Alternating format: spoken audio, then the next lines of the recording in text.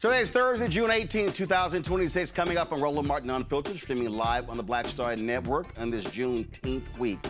It was a star-studded event on Chicago's South Side today as thousands gathered for the opening of the Obama Presidential Center, which will open to the public tomorrow. Every living legitimate president was there. Of course, the petulant, twice-impeached, criminally convicted felon-in-chief, diaper-wearing Donald the Con Trump didn't make the guest list. We'll show you what took place there. We've said it over and over and over again. These white folks are made.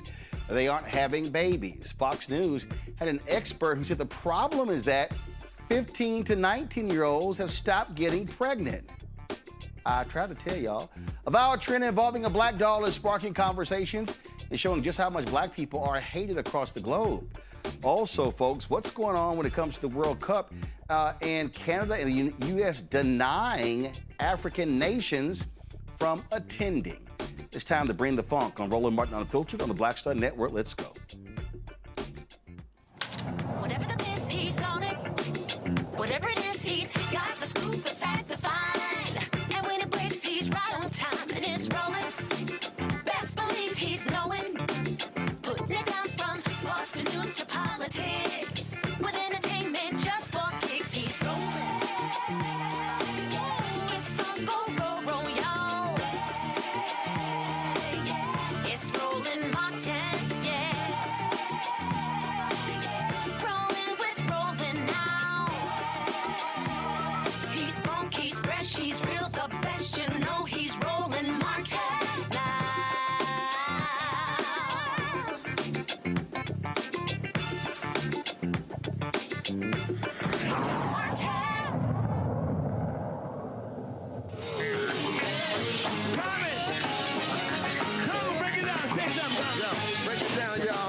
Take it under. I'm on stage with my man Stevie Wonder. This is how it is, Southside 87. On stage with Jennifer Hudson and John Legend. This is how it be in the center, Obama Center. It's colder than winter, so beautiful, so beautiful. What I can do, check it out, it's usual. Usual like common for me and you. This is the type of thing that we can do. Like you too, just like Bono. We came to rock here live in Chicago. Yo, it's like this, we got the dream. On stage with Bruce Springsteen. Yeah. Can it be things can get better? Thank God I'm here with Eddie Vedder. We get it all together, we can storm. Constant show, you know the whole form. When it goes on, it keeps going on and on. Yo, I can keep lighting. You can say respect to Joe Biden, President Biden, Hancock Bush. This is how we do, yo, Operation Push. As I push on down, I'ma keep jamming. Respect to who? Fred Hampton, and of course, all my people here in Washington. You know how we do, we all equal. Saying the thing, this is like this Dr. King. We did it like this. Compton, we don't need no drama. Respect to Obama and Michelle. This is how we dwell. You can tell, check it out, never fail. This is like this when I come down, y'all. I can stay, yo, we can stand tall. Yo, this is like this shot town. We gon' take you, Stevie, to higher ground.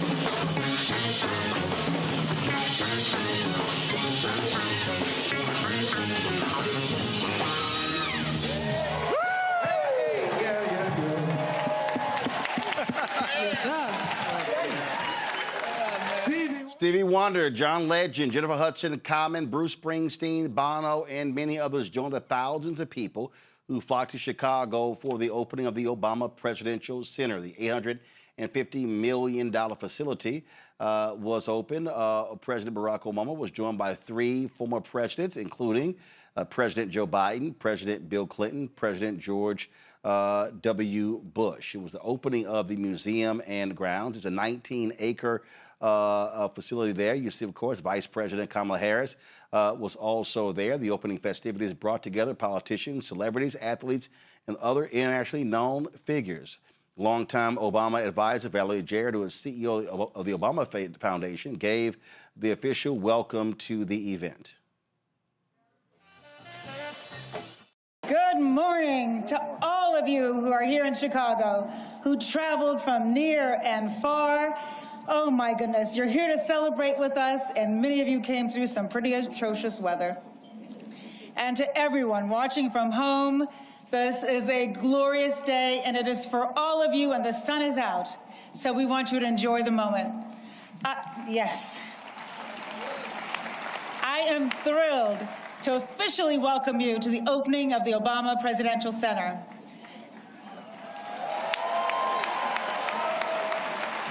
Now, this center is not a traditional museum, nor is today a traditional ribbon cutting. It's a day for music, for fun, and of course, it won't surprise you, for hope. Looking out at this fabulous crowd, I have to tell you, I am so tempted to sing my own rendition of Amazing Grace, but I think I'll save that for another day. Instead, I invite everyone to cheer and dance and get on your feet and enjoy yourselves. This is a campus for everybody, whether you live down the street or on the other side of the world. And we hope you are going to come back again and again. To President and Secretary Clinton, to President and Mrs. Bush, to President and Dr. Biden, all of our foreign dignitaries and elected officials who are here, we are honored by your presence. To our Obama campaign and White House teams, to our generous supporters, this day would not have been possible without you. To our neighbors who showed up to countless community meetings and shared their hopes and dreams, and yes, their concerns with us, we hope we have made you proud. To the Former First Lady Michelle Obama delivered a powerful speech at the opening, singing her husband's praises. I got my tissue in hand. I don't know about all of you. Wow. Hello, everyone, and what a beautiful day, right? Nothing like a project by my husband to bring out the sun. Let me start by thanking Addison for that magnificent introduction and for exemplifying the heart, excellence, and determination that has blossomed right here on the South Side for a very long time. I also want to send some love to everyone who made this day a reality. The construction workers, landscapers, designers, the architects, artists, chefs, our staff, our board members, our donors. Barack and I simply cannot thank you enough for the care and brilliance you've poured into every square inch of this campus. I also want to recognize all of the elected officials and distinguished leaders from around the city, the state, the country, and yes, the world. The state, the country, and yes, the world. Thank you for being here to celebrate with us, especially to all of my fellow formers, to Joe and Jill, George and Laura, Bill and Hillary. Thank you from the bottom of my heart for your service to our country over so many years. And for your constant friendship and support of our family. We love you guys, truly. Oh, to our daughters, Malia and Sasha, who will always be my babies. Even though we're no longer playing hide and seek on the South Lawn with Bo, or hosting sleepovers in the solarium. I see a lot of some sleepover girls here. You both have grown into such brilliant and beautiful young women, making your way out there in the world. Thank you for bringing so much joy and spirit and energy to a life you had no voice in choosing, and for making us proud every step of the way. Love you, babe. Oh, so please indulge me for a moment, because I'm gonna take a little time to do something that I know my husband will not do today, and that is to fully sing his praises.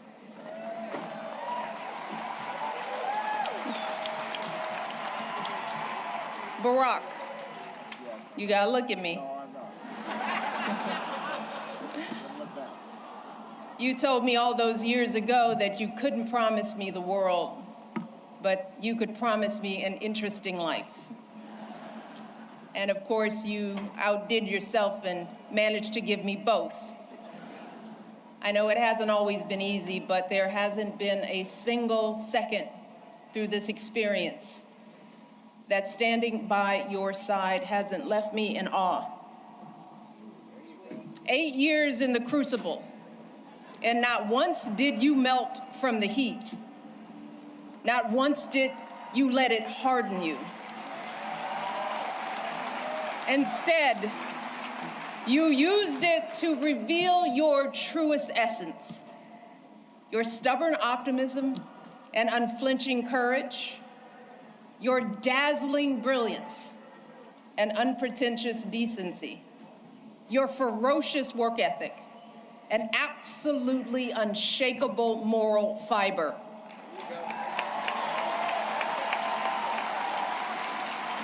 And to do it all as a first, and the higher standard that comes with all that, the claims that a US senator and constitutional law expert wasn't qualified for the job, the lies about your birthright, your faith, your patriotism, the outrage when you stated the biological fact that if you'd had a son, that he too would be black. Yet, you were unflappable at every turn, always focused, always calm, always looking at the long view. How absurd it is to even imagine that you might have buckled under the pressure even once, lashed out in frustration, lost your temper. How absurd it is to imagine that you might have done anything but make our family and this entire country proud.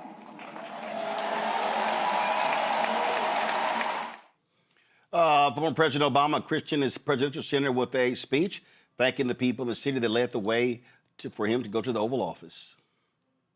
Mrs. Bush, President Secretary Clinton, thank you for being with us today and for your devotion to our country. And President and Dr. Biden, thank you for your steadfast partnership for 8 years. Joe, we started as running mates and ended as family. And we would not be here without you. And we are grateful.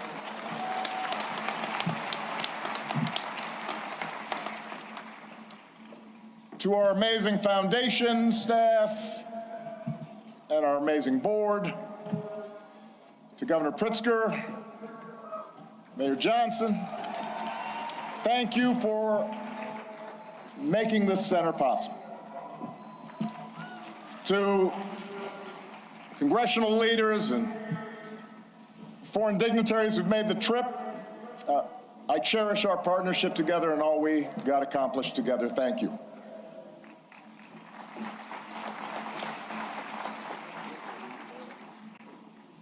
To Michelle, she did me wrong. She wouldn't let me see her speech. She knew she was going to mess me up, and she did it anyway. but she's always made me better. And I could not be more grateful. And to Sasha and Malia, what can I say? You mean everything to me. More than 40 years ago,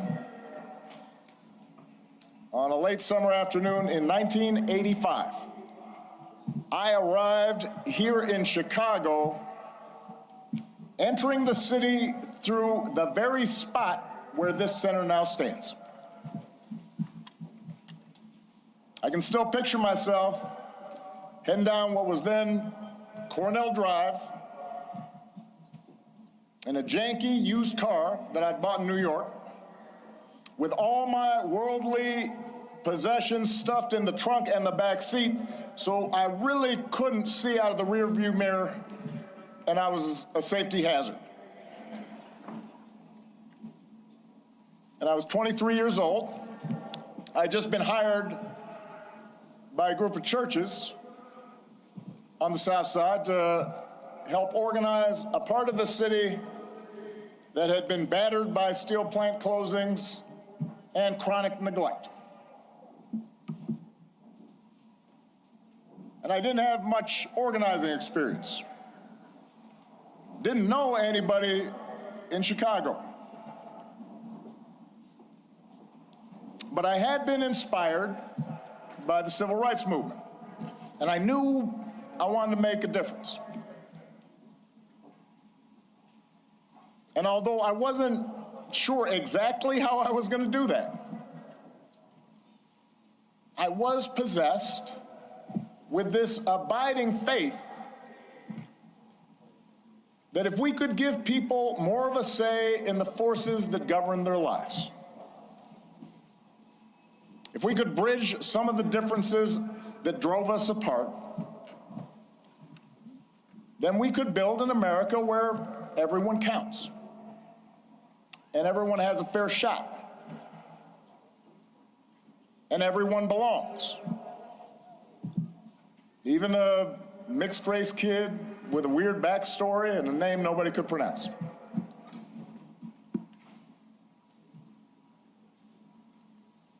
And it was here, in this city, a city of broad shoulders, that I found what I was looking for.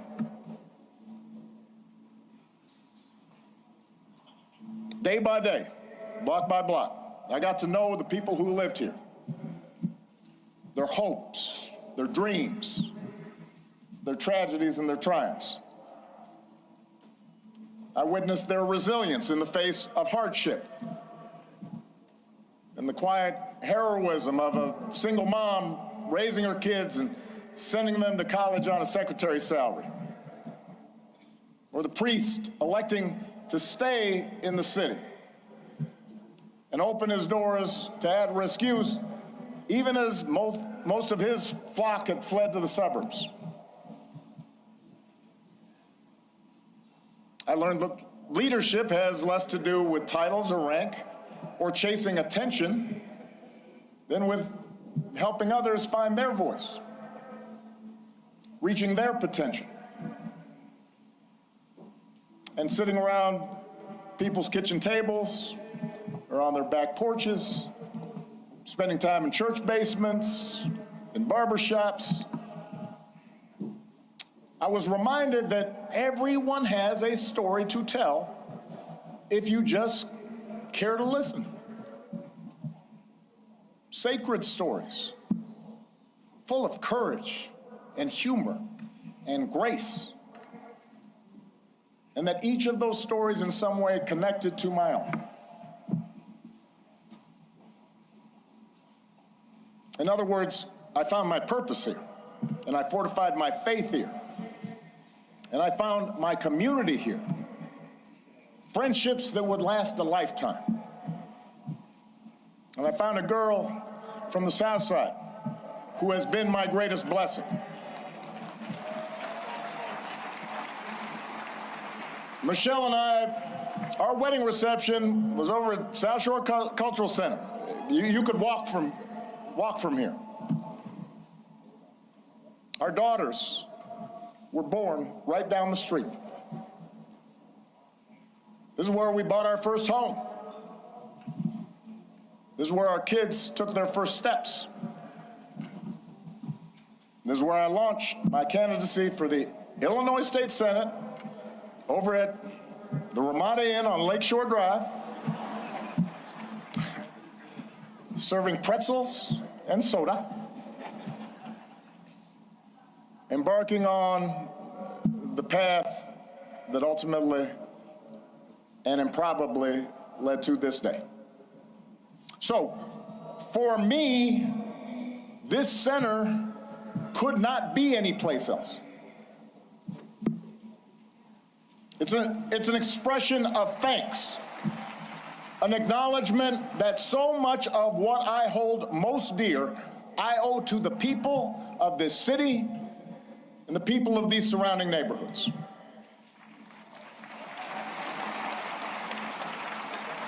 And it's why we designed the center not to be some lifeless mausoleum. I am too young for that.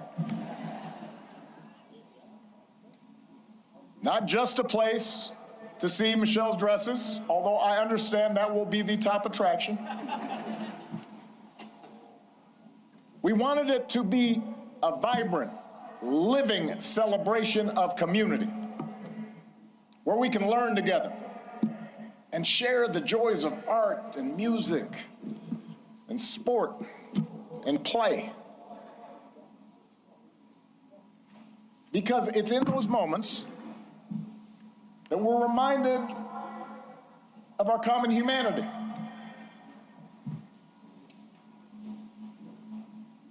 And strengthen the bonds of trust that not only make our lives richer, but make our democracy stronger.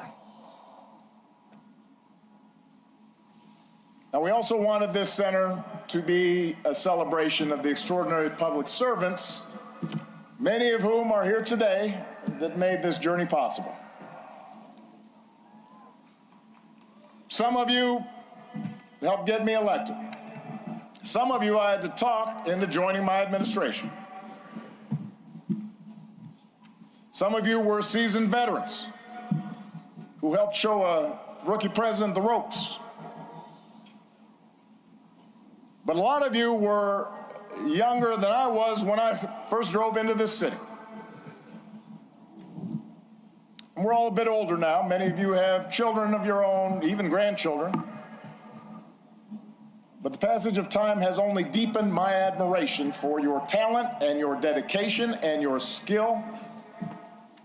It's only deepened my gratitude for how much you and your families sacrifice to make this country better. So when you visit this center today or in days to come, I hope you see yourselves and your hard work reflected in every exhibit. And I hope you take pride in what we accomplished together. You made that happen.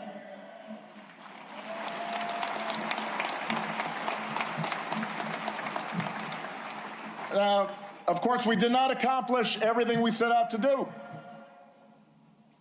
No administration does. Some of the exhibits reflect unfinished business. In some cases, my own shortcomings and mistakes. In some cases, because, as a sign I kept on the Resolute desk read, hard things are hard.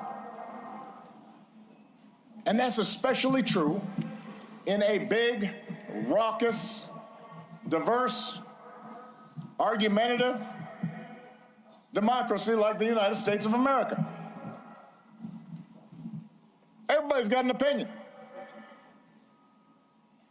And that means getting stuff done involves reconciling the demands of a couple of 100 million people. Democracy can be frustrating. It can be slow. It can be inefficient. And yet, more than anything, I hope this center will serve as an affirmation of just how special, how precious our democracy truly is, and remind us what we can achieve when we embrace our shared responsibilities as citizens.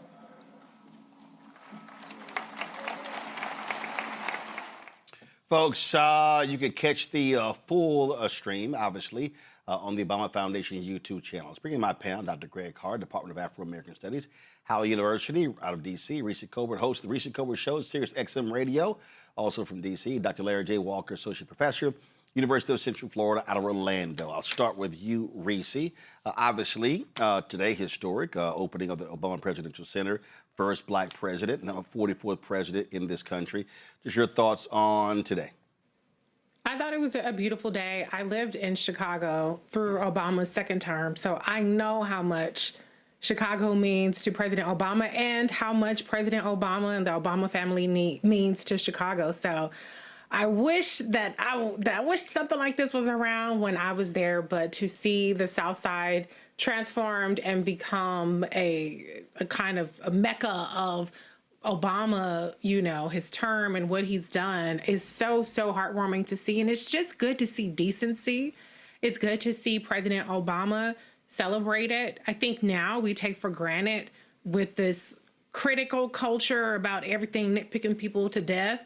We take for granted how significant it was to have a President Obama, to have a Michelle Obama, to have a Sasha Malia Obama be the first family, and even to have a Marion Robinson be the first grandma of the United States. And so I'm really happy to see him and his family be able to kind of take back their legacy away from just the hypercritical political critique around it, and really put it in perspective about how much they were able to accomplish and how tough it was during those times. It's never been easy to be a Democrat in this country, to get things done. The Tea Party sprung up. They had effigies of Obama burning when he got into the White House. They had Mitch McConnell vowing to make him a one-term president and didn't.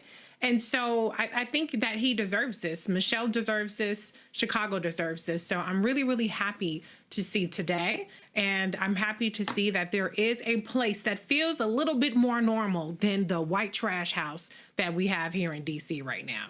Obviously, it was a significant gathering, $850 million facility, Larry. And we were there a couple of weeks ago where they had a grand opening, took a tour of it, and the whole idea with this campus is that it's not just a traditional presidential museum. You've got a garden, you've got a playground, you've got a four-court gymnasium, you've got even this slide that's there as well. And so, and then once you go in, it's not just focused on his 8 years as president, but also it deals with other issues such as civil rights and the continuing quest for democracy in this country.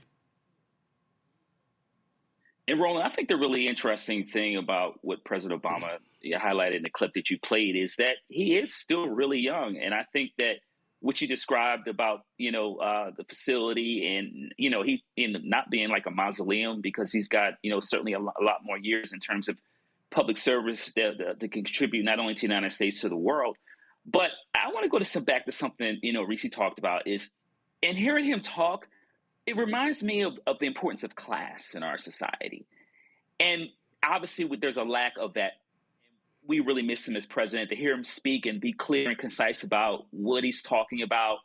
And also, highlighting his journey, and which essentially is the American dream, despite all of the things he had to deal with. And let's remind the most controversial thing that he did was wear a tan suit. And in comparison to all the other issues we had to deal with from the White House over the last couple months, even within the last few days. But I certainly want to congratulate the Obamas. This is a major accomplishment. This is the first black president in U.S. history. And once again, hearing him speak is a reminder of that hope and, and the pride that many African Americans had throughout his presidency. And no president, as he noted, is perfect. But once again, it's refreshing to see some class and to be able to clearly articulate what are some of the more important things as it relates to what a true democracy is supposed to be. One of the things that this is first of all, not a presidential center, Greg, that will be under the government's control. It's a private foundation in terms of how it's set up. Also, they plan on hosting any number of other things. And I think that when you look at other presidential centers, I dare say, presidential libraries, I dare say, Greg, the model truly is Jimmy Carter in terms of the work of a former president and how he used the Carter Center and his work across the world to really advance democracy and to challenge dictators. And so he really is, I believe, the gold standard in terms of how a former president can still be a public servant. I think you may be right, Ron. We'll see in 50 years what John Ossoff does. People are trying to mold him into some kind of, I think, 21st century Jimmy Carter. Who knows? But, I've been to Egypt a dozen times. I know what it looks like to attempt to build on a monumental scale in a way that will put your stamp on the earth that will survive your death. The minute a pharaoh was elevated to the pharaoh position, they began working on their tomb.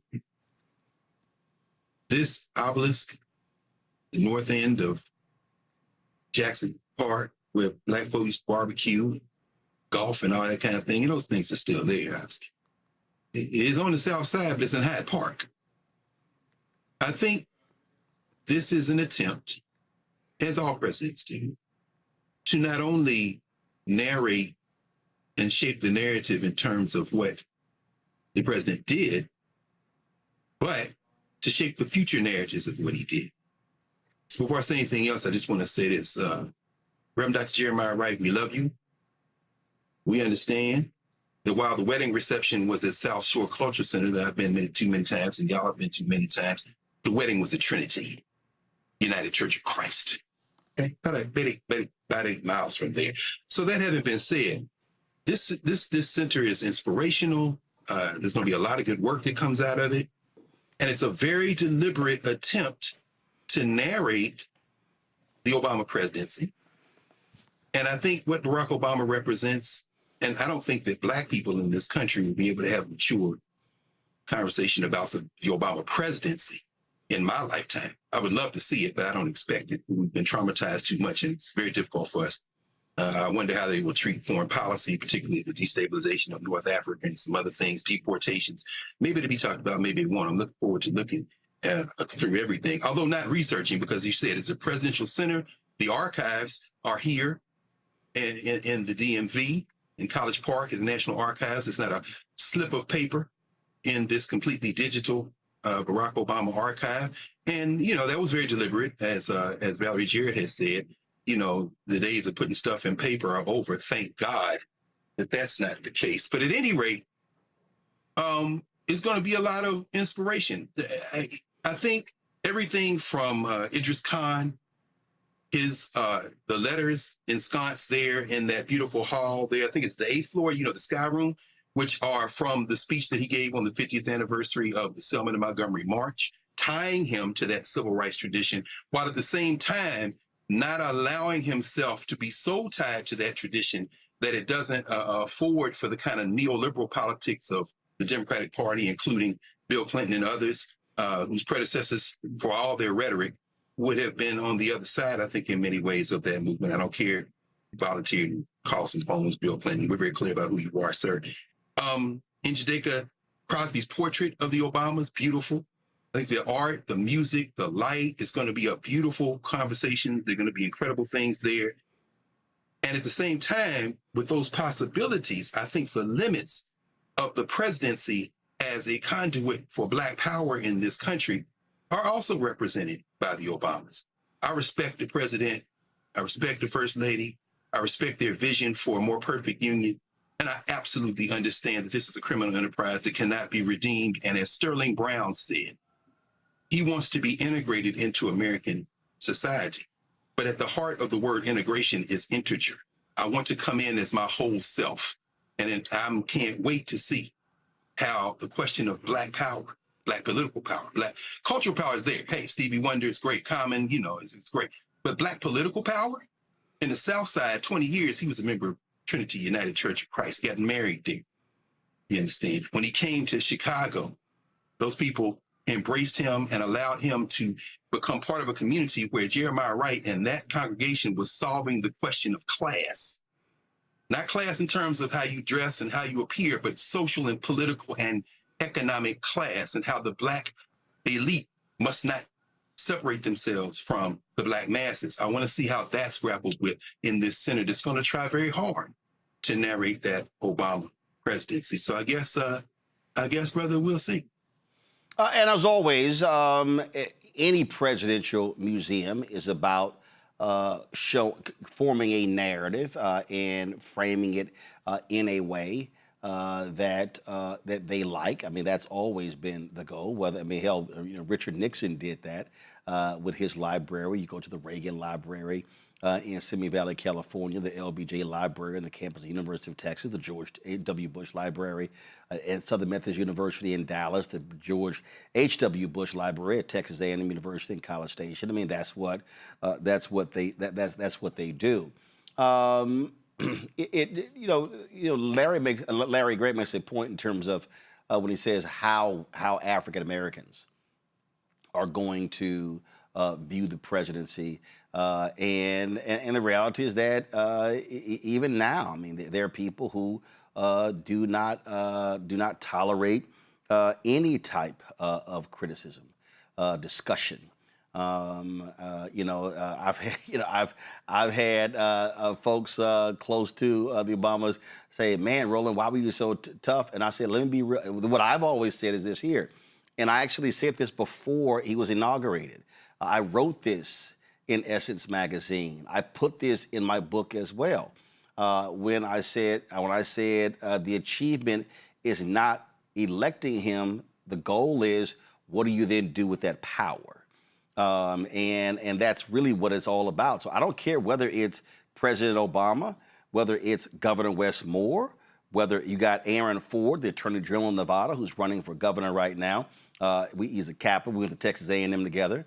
Whether you have somebody who's a mayor or a city council member, school board member, county commissioner, I really do believe that what we have to do as African Americans is look at somebody and celebrate. So in the case of Obama, it was, yes, the first Black president, but I think for many of us, we forgot he was the 44th. So now that this is built and people will visit, and I already see people in chat saying that I've got my tickets, the question then becomes, okay, what now? What role can he and she still play as public servants beyond their Netflix deal or their media deal? There still are substantial issues that we are being confronted with in this country, but also in this world. When Greg talks about African nations, this is all what's on the table, and so I think that's also how folks are going to be looking at this. And it's one thing to say, sure, let's visit a presidential center and let's relive those glory days, but it's also those days that put us in the position we're in now because of the white backlash that followed those days. Yeah, absolutely, Roland. And I think it's really important that, we talked about, President Obama, Governor Moore, and obviously when we have these firsts, we noted, we celebrate it as a community, but your politics and govern also matter and are critical, right? Once we've checked that box, what are sacrifices you're willing to do to make sure that the people who supported you, as he talked about when he was a state senator, I remember, him losing when he ran for Congress and losing to Bobby Rush. And that helped in many ways kind of reorient in terms of where he ended up down the line and becoming the first Black president. But it's really important, particularly during these days, and you mentioned Jimmy Carter as an example in terms of the work he did after, and in many respects known for the work he did after he left the presidency.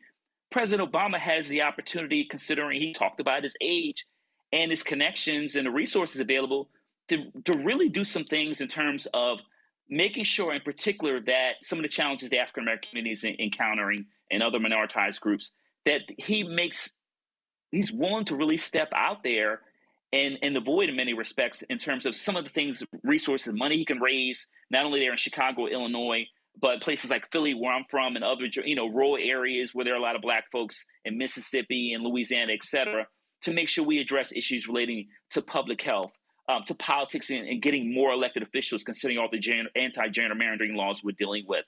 So he has an opportunity to, like I said, to fill a void in terms of addressing certain issues. Somebody say that's a lot of pressure, but when you check the big box like he did and had the support he did in the Black community, the work is ongoing and it doesn't stop. Absolutely. Again, you're going to have people who obviously are going to make this a destination there in Chicago.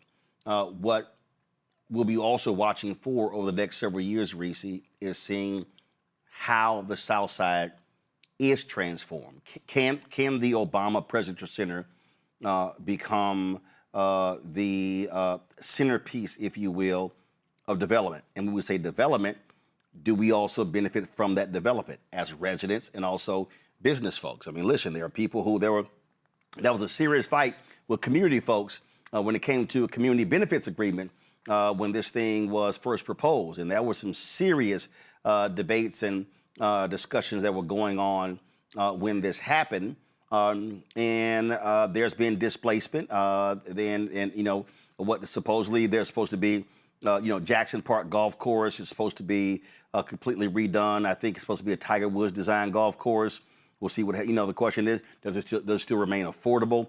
What about housing in that area? Obviously, with President Obama, the goal is to attract and bring world leaders and others there as well. So all of that is what folks are be waiting to see what unfolds. Yeah, and I think those are all very fair things to see and hold to account. I think, number one, I've been saying this the entire time of the Trump administration, the cavalry is not coming for Black people. It was not coming for America. And so I don't look at the Obamas as the cavalry, as the necessarily even the leader of the Blacks, okay? They are private citizens with a very important role in history. They have the capacity, obviously, to play as big of a role as they choose in the future. But I'm just not in the space, and this is me personally, this is Reese Goldberg, okay? I'm not in the space personally of putting anybody on a pedestal of people who have the solutions and the answers and the willingness to make things happen for us. We're going to have to make things happen for ourselves. We're going to have to look to a wide array and breadth of people to buy in, to lead, but also march alongside us. And so I think a lot is put on the notion of a charismatic figure, of a particular leader who has the right answers and has the right delivery and all these things. But even when you have somebody like that, in theory, in Obama, there's still always going to be tension in our community, with each other, with leaders, with politics, with activism, with academia, and so on and so on and so forth. So I don't think that this marks a turning point in any of that. I think that this is just a space that will exist, and around that space and around these figures who are human beings that are beloved by many, there will always exist that tension. It's perfectly fair, in my view, to call out things that seem hypocritical or call out things that seem harmful. But I just don't think that there's any particular person, there's any particular policy that's going to transform, going to be that thing that we've been searching for generations to make the difference for us. The only difference that's going to be made for us, I think, comes from within us figuring that out for ourselves. Well, I can't wait until February 2027 when my new book drops that speaks exactly to what you just talked about. And so, yeah, it's going to go on pre-sale in September. We literally are editing it. I just got the cover design today. Can't show it.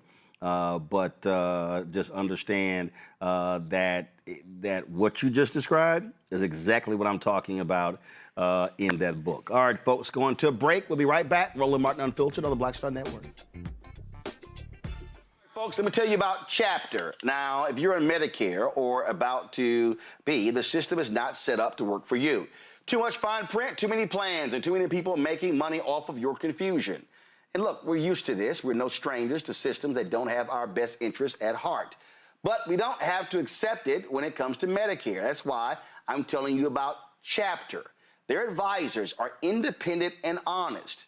In fact, they're the only Medicare advisors that compare every plan nationwide. And they're focused on one thing: what works for you. If there's a better plan out there, they'll find it. If you're already in the right one, they'll tell you that too. There are no games. Just last year, people who switched with Chapter saved an average of $1,100. It's 20 minutes and a real person. It's completely free. My parents actually have already called. My mom sent me a text. Folks, give Chapter a call at 724-264-8281, 724-264-8281, and connect with someone you can trust.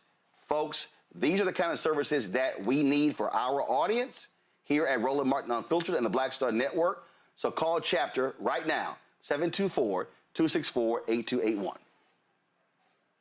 Carl Payne pretended to be Roland Martin. Holla! You ain't got to wear black and gold every damn place, okay? Ooh, I'm an alpha, yay. All right, you're 58 years old. It's over. And you are now watching Roland Martin Unfiltered. Uncut, unplugged, and undamn believable.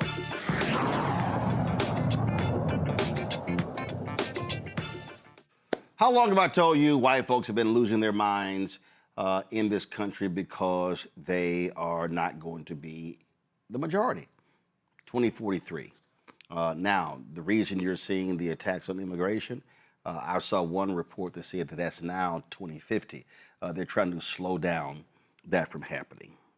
And Elon Musk, oh my God, that racist has just spent tons of time on posting on Twitter about fertility rates, and it's all you've seen, And folks have been asking, wait a minute, I don't understand, what's going on? And you see all of these different stories. Oh, it's because women are in the workplace. Oh, it's because people are concerned about affordability. It's all those things. But do you want to know why a major reason why the American fertility rates have declined as a result? Have declined so much? It's because of teenagers not getting pregnant. This was discussed on Fox News. And listen to what one of their experts said. Absolutely. We still have 3.6 million births a year, but the problem is teens and young adults. From ages 15 to 19, the fertility rate is down 7%, and it's down 70% over the last 2 decades, meaning we're telling people that are young not to have babies, to wait till they're in a more stable life situation, till they're more financially secure, maybe they haven't found the right partner. Okay, I want to play that again, and I want you to listen very clearly to what he said. Absolutely. We still have 3.6 million births a year, but the problem is teens and young adults. From ages 15 to 19, the fertility rate is down 7%, and it's down 70% over the last 2 decades, meaning we're telling people that are young not to have babies, to wait till they're in a more stable life situation, till they're more financially secure, maybe they haven't found the right partner. This is what he said. We're telling people who are young not to have babies. Yeah. See, what a lot of people don't want to confront is that America has been based upon young girls getting pregnant, birthing babies. And what you've seen over the past 30 years, you've seen a dramatic focus on encouraging them not to. Duh. Encouraging young men not to impregnate. I don't think for a second it's a bad thing that 15, 16, 17, 18, and yes, 19-year-olds are not getting pregnant. But see, you have to understand what this country focuses on. Go to my iPad. NPR dropped this story, April 9, 2026. Teen birth rates hit another historical low in 2025, according to the CDC. And what the guy was saying right there, the teenage birth rate in the United States fell by 7% in 2025. Look at this here. A quote, a 7% decline is really extraordinary, says the report's lead author, Brady Hamilton, a statistician demographer with the center, which is part of the Centers for Disease Control and Prevention. Look at this, y'all. Nearly 126,000 babies were born to mothers ages 15 to 19. The birth rate for that age group was 11.7 births per 1,000.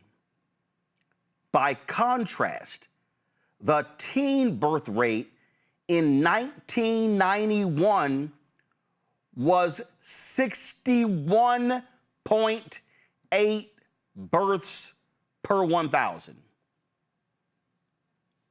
Allow me to repeat that.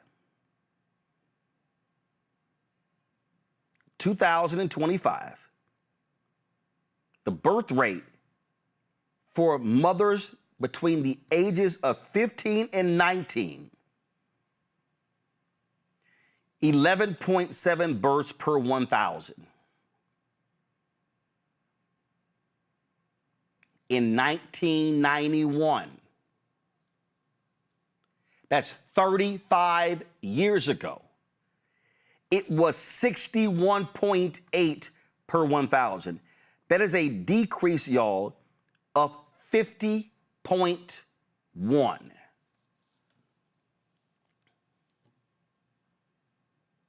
Have you seen these stories on Republicans in certain states refusing to outlaw teen marriage? See, once you start looking at data like this, now you begin to understand what this system also was built upon. You have politicians, mostly Republican, white conservatives, who don't want to provide food benefits, who don't want to get rid of student loans, who don't want to provide housing assistance, but they really want these teenage girls getting pregnant. Y'all, is right here in the numbers. And so because we've had a society that finally said, oh my God, we don't think it makes sense for 15 and 16-year-old girls to have babies, then the education and all those different things worked. We were just talking about Obama. Do y'all realize that Republicans criticized him for supporting reproductive rights? But are you aware that abortion rates kept dropping when he was president? It was because you also, see y'all, abortion rates were dropping and girls were not getting pregnant. Don't you think there's a correlation there? And so it's really important to understand why white people, why white conservatives hate this. They hate this because these are rural white girls. These are white girls in Kentucky, South Carolina, Mississippi, Alabama, Arkansas. And so now, because fewer of these white girls are getting pregnant, not getting married, they're like, oh my God, we don't know what in the hell to do. That's why their fertility rates are dropping across the country. And what you're seeing in Western nations, what I mean by that are white countries, they are totally freaking out over this issue. Why? because they're the ones who are an endangered species. United States, Ireland, Germany, Italy, France, England. I can go on and on and on. White folks ain't having kids. And so in order for you to have a future, you literally have to replace people. In order for businesses to maintain production, economically that means GDP, gross domestic product. In order for you to continue to have an economy, the United States economy is a $30 trillion economy, number one in the country. China is number two at 19 trillion. In order to do that, you need people. I hope you now understand why this intensity, why you're seeing the reaction in public policy, because this is one of the reasons. Larry. Roland, I'm glad you unpacked a lot of that. Listen, you can't talk about infertility rates and then you just try to cut funding for WIC or dismantle the Affordable Care Act, all the things that people, make the child care tax credit permanent. The kind of things that are, are really important as it relates to, when individuals decide they want to have children, that there's certain things in place that make it a lot easier. Child care. We can go on and on and on in this country in terms of the economic challenges. But I'm glad you pointed out the connection between a lot of this rhetoric and the actual reality of what's happening today. It's really disturbing to see somebody go on television and talk about the importance of underage girls having babies. And there's this really weird fascination with the women's body. Obviously, we know in terms of women's rights movement, the last several decades, women have had the opportunity to work outside the home, not have to be dependent on a husband, and have all the educational opportunities that they deserve. They're trying to turn the clock back, but it's not going to happen. There's nothing in place to encourage people to have children, certainly as they get older and more mature. But Roland, you're right. In terms of higher education, in terms of student loans and grants and some of the other things, they're trying to make it more difficult for people to have opportunities. And I guess the assumption is that they'll start having children. You can't make it more difficult for people to decide to have children at one point, and at the same time say, no, we don't want any people immigrating here. These trends that they're talking about, Roland, are not new. The trends are not new. If anyone like myself who's a researcher, these trends have been known for years, for decades, for demographers. So that's why immigration plays such an important role. But you're telling people don't come here, and the folks that are here came here, you're like, you need to go too. You can't have it both ways. The United States can't continue to be an economic superpower, and then you have all these contradictory policies. And I go back to my point again. You can't cut WIC and all these other important programs that people need, that many people have benefited from. The last point I want to make is, Roland, is my mom, I had a teenage mother. And if it wasn't because of the support of the Black community, my grandparents, et cetera, then I would have not been here where I am today. But a lot of folks don't have those support systems these days, family and economic. So it is not realistic to expect, once again, we have a dramatic increase of teenage mothers, because it's not going to work, because we know from the research children don't benefit from parents who are just not ready. And so, listen, we need some new policies, and we need some new policymakers who really understand what the average American is going through, and then that those individuals decide what they want to do as relates to family planning. See, Reese, a lot of us don't pay attention to what happens across the pond. And in the last 15 years,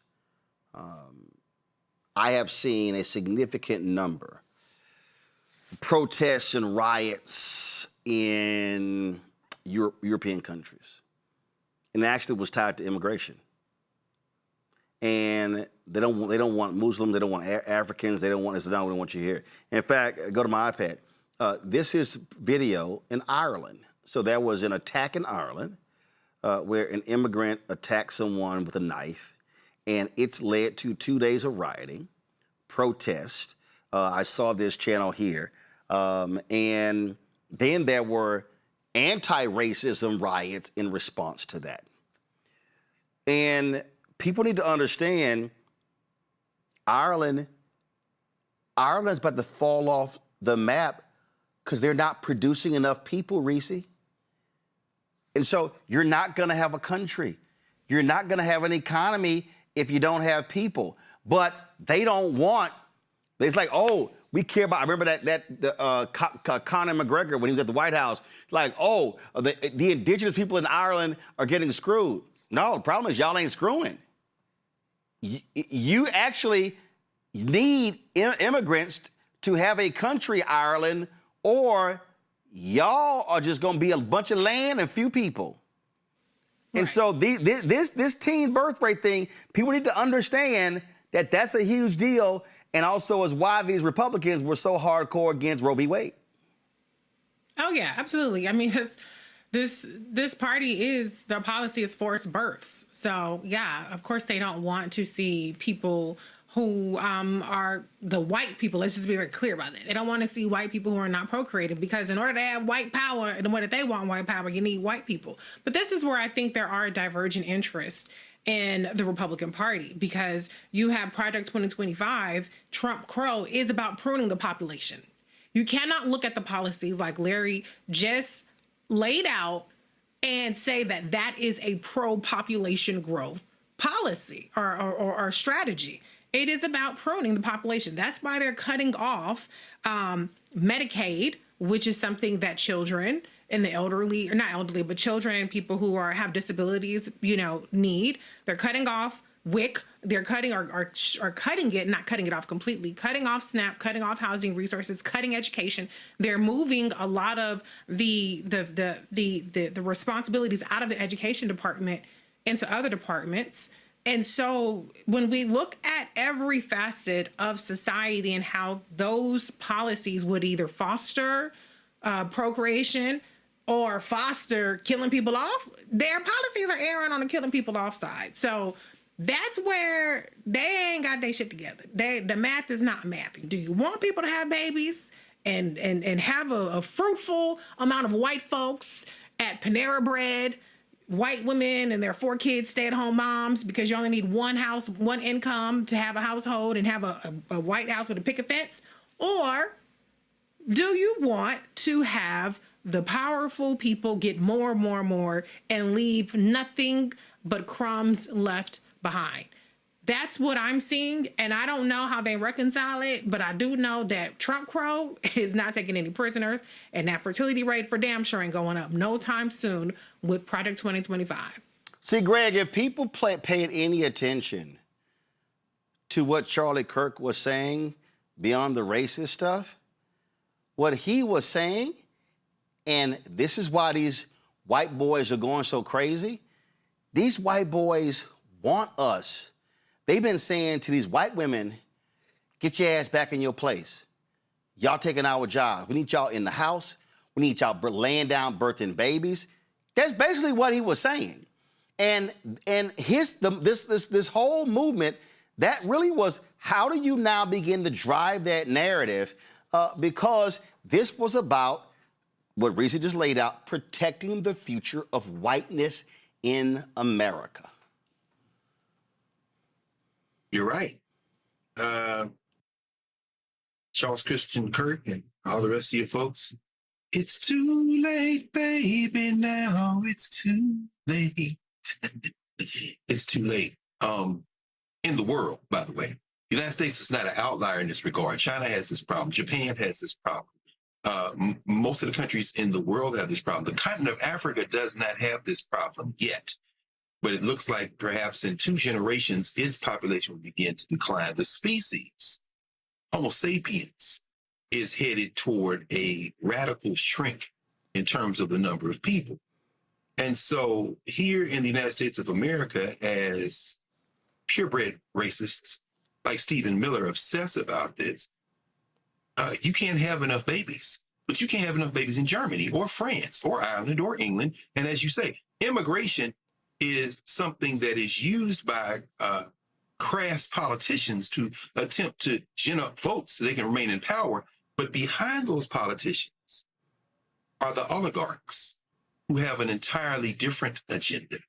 They still need electoral politics to put the people in place to get the policies they need. But Elon Musk who is trying to impregnate all of the white women in the world, apparently, it still won't be enough. But he's not trying to grow a population of Homo sapiens. So he has AI for that. He's got his robots for that. He's got his Mars colony with 1 million people in it that he has used to pull off the biggest fraud scheme, not even fraud yet, but the biggest snake oil scheme in the history of capitalism, by getting a valuation that makes him a trillionaire for 5 minutes until that bubble pops and everybody loses their mind. At the heart of this is competing strategies. The oligarchs are looking past the species because they think ultimately the technology will be able to replace the species, so this is going to be a problem. But those who rule over whoever's left, they want to be white. You know, they say everything else with their chest. Isn't it interesting that this man on Fox, as you say, Reese, you should just say white. You don't mean black. There was a study, a couple of researchers at Hofstra, I think it was.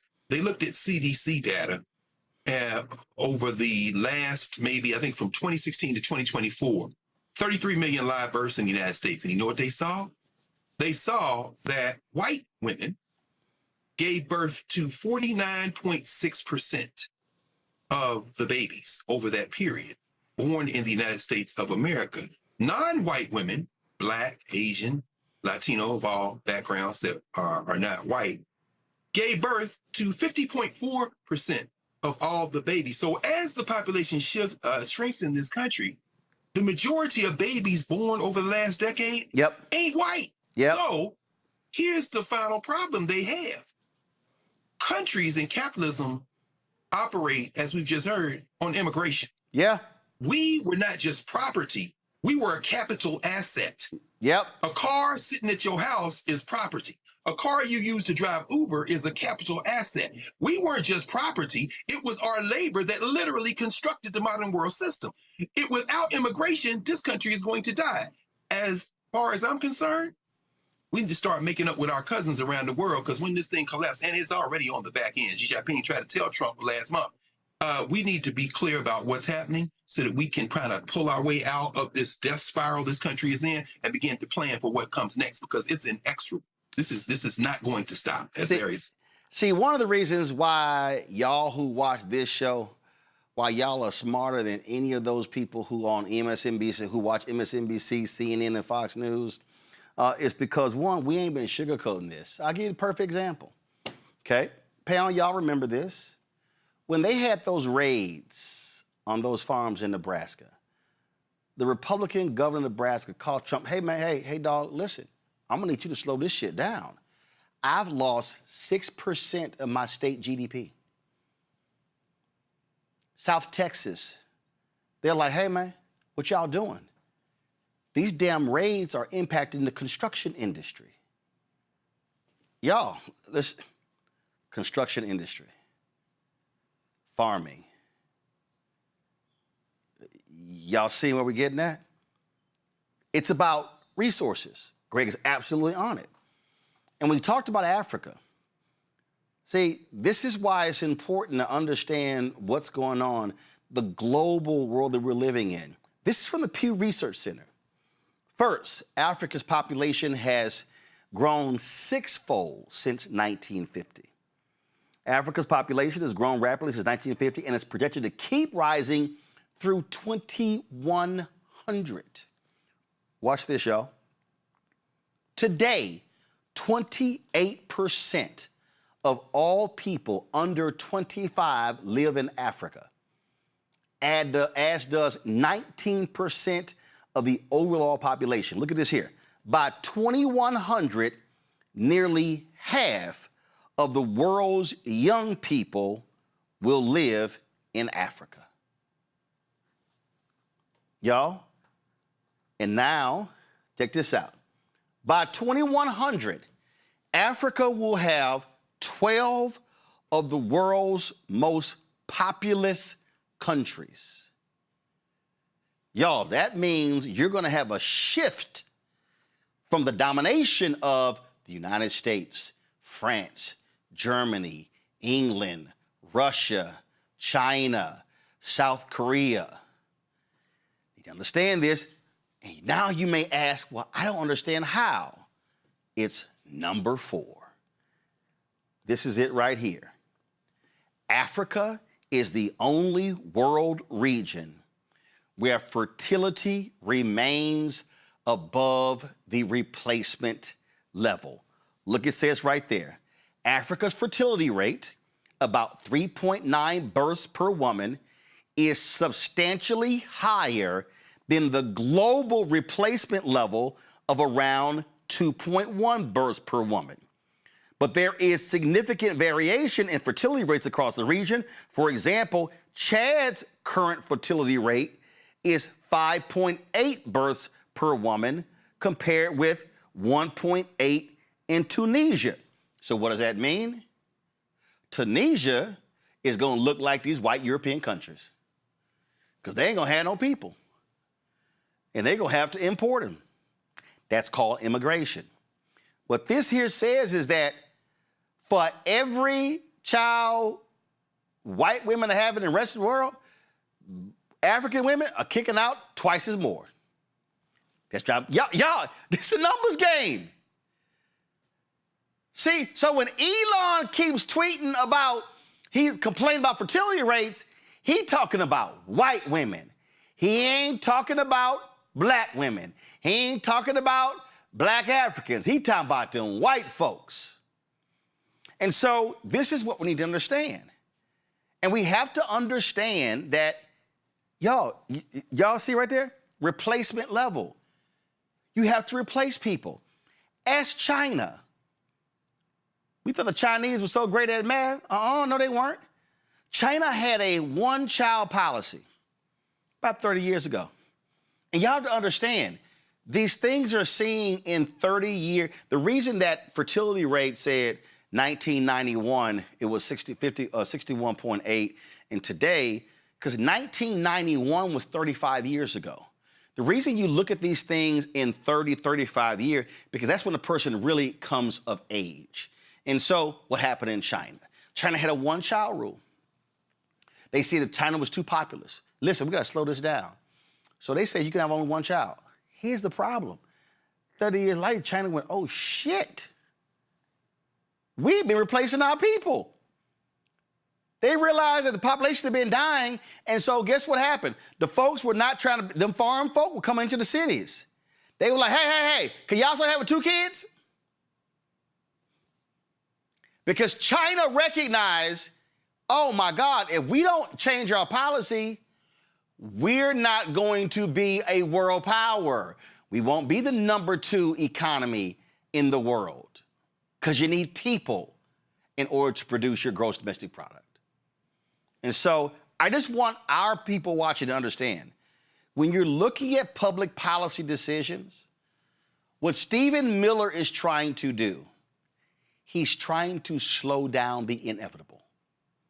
What they're trying to do is they're trying to extend white power and white rule. Everything, the targeting of black people, the GOP war on black America, the whole effort to defund black America, the targeting of Latinos and immigration, it's all, man, if we can slow this thing down and we can buy ourselves another 8, 10, 15, 20 years. That's what all this is about. All of these Supreme Court rulings and everything, and Product 2025 and the Supreme Court rulings are all about Jim Crow 2.0 and American apartheid. It doesn't look like it. Doesn't look like it, but I need y'all to understand what's going on here.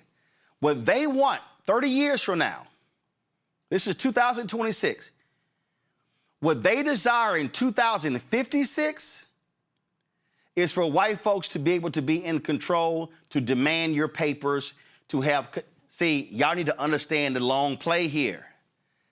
See, this is why folk who bullshitted when Hillary ran in 2016 didn't understand the long play. See, too many of us were caught up in, I don't like her. Damn, not liking her. How evil is that son of a bitch? How evil are they? See, Reese, that's the thing that we try to explain to these people. Stop looking at this stuff through the prism of you, your checkbook, and today, and really pay attention to the broader, deeper implications. If somebody's out there supporting, look at all these white folks, these farmers now crying.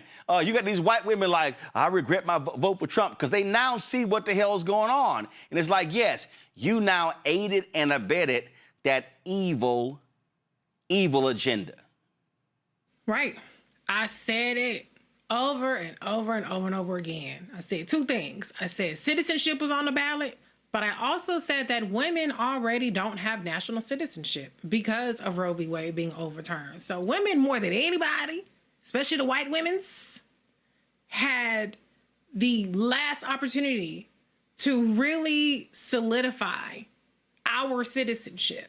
And people chose, I don't know what they wanted. They chose racism, sexism, egg prices, gas prices, and ain't none of that shit working out for nobody who's not filthy rich. That's why I know people want to call it Jim Crow, and I can see Jim Crow 2.0, but nobody is spared. Every time you turn on the news, you see the whites who are struggling. I saw a white lady voted for Trump 3 times, talking about every time she go to the grocery store, it's more expensive. Yep, that's what a war will do.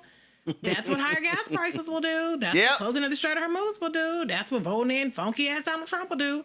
But this was the choice that people made because people wanted white power. And they believed, like, the biggest propaganda that white people have been able to pull off is convincing white people that whiteness alone will ensure their survival. Well, it can't. Not when they trying to kill you off. When they trying to pick you off, they trying to pick off your rural hospitals.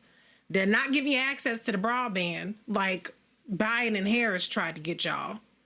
They shutting down everything that supports you and your communities because I agree with the whole idea of apartheid, but it ain't just simply all whites welcome.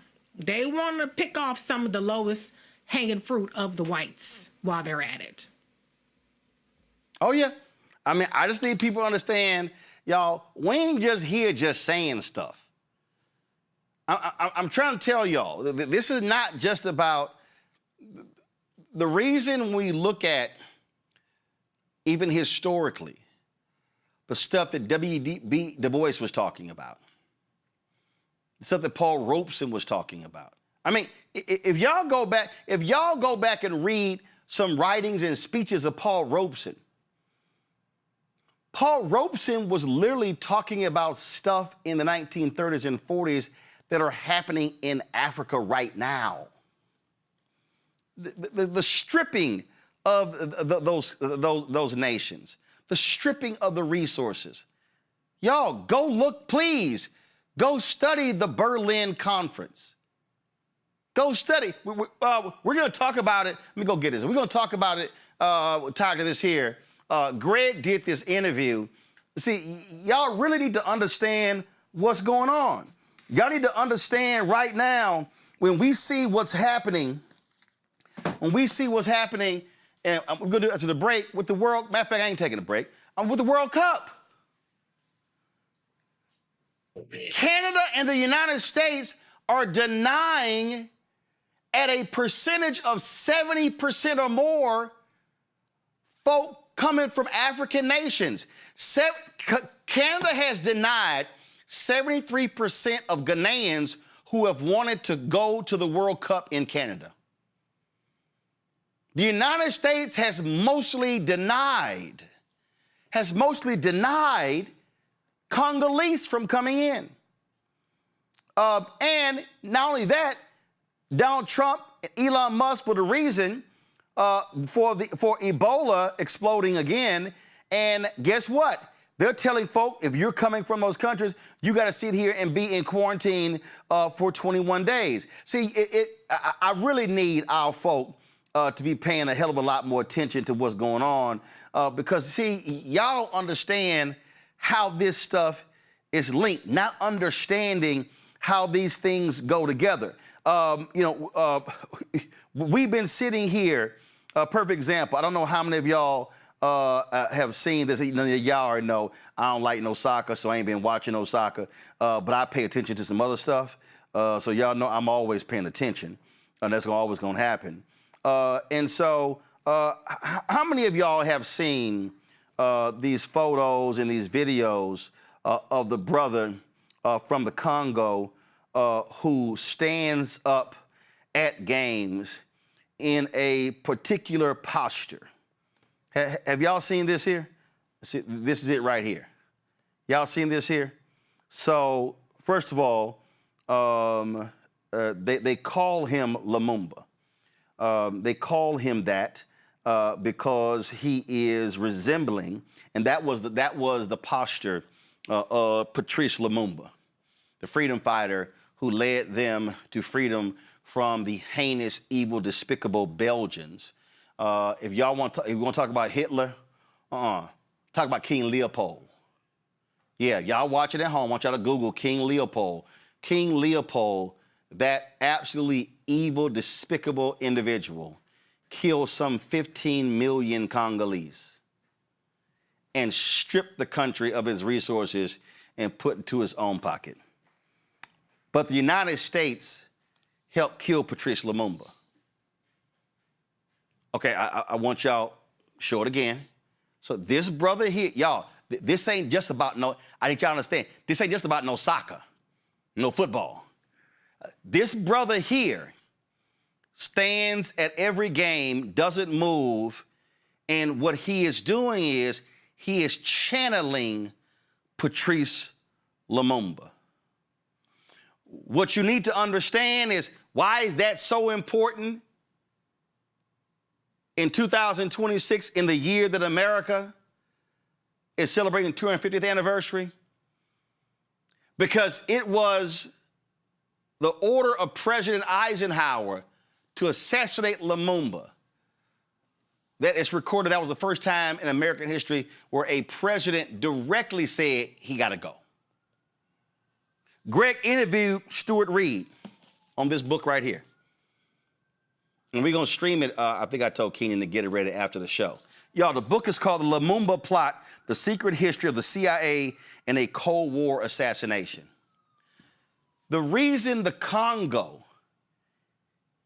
is still trying desperately to pull itself together as a nation is because this country killed the man that he is channeling. This country, 2 months after they gained their freedom, America said, no, hell no, no, he got to go.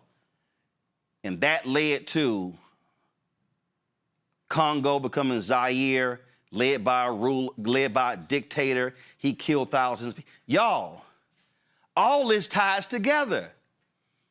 And so we're talking about Africa, the population and what's happening there. All of these African nations. Listen, we could talk about Obama's role in killing Gaddafi, destabilizing Libya.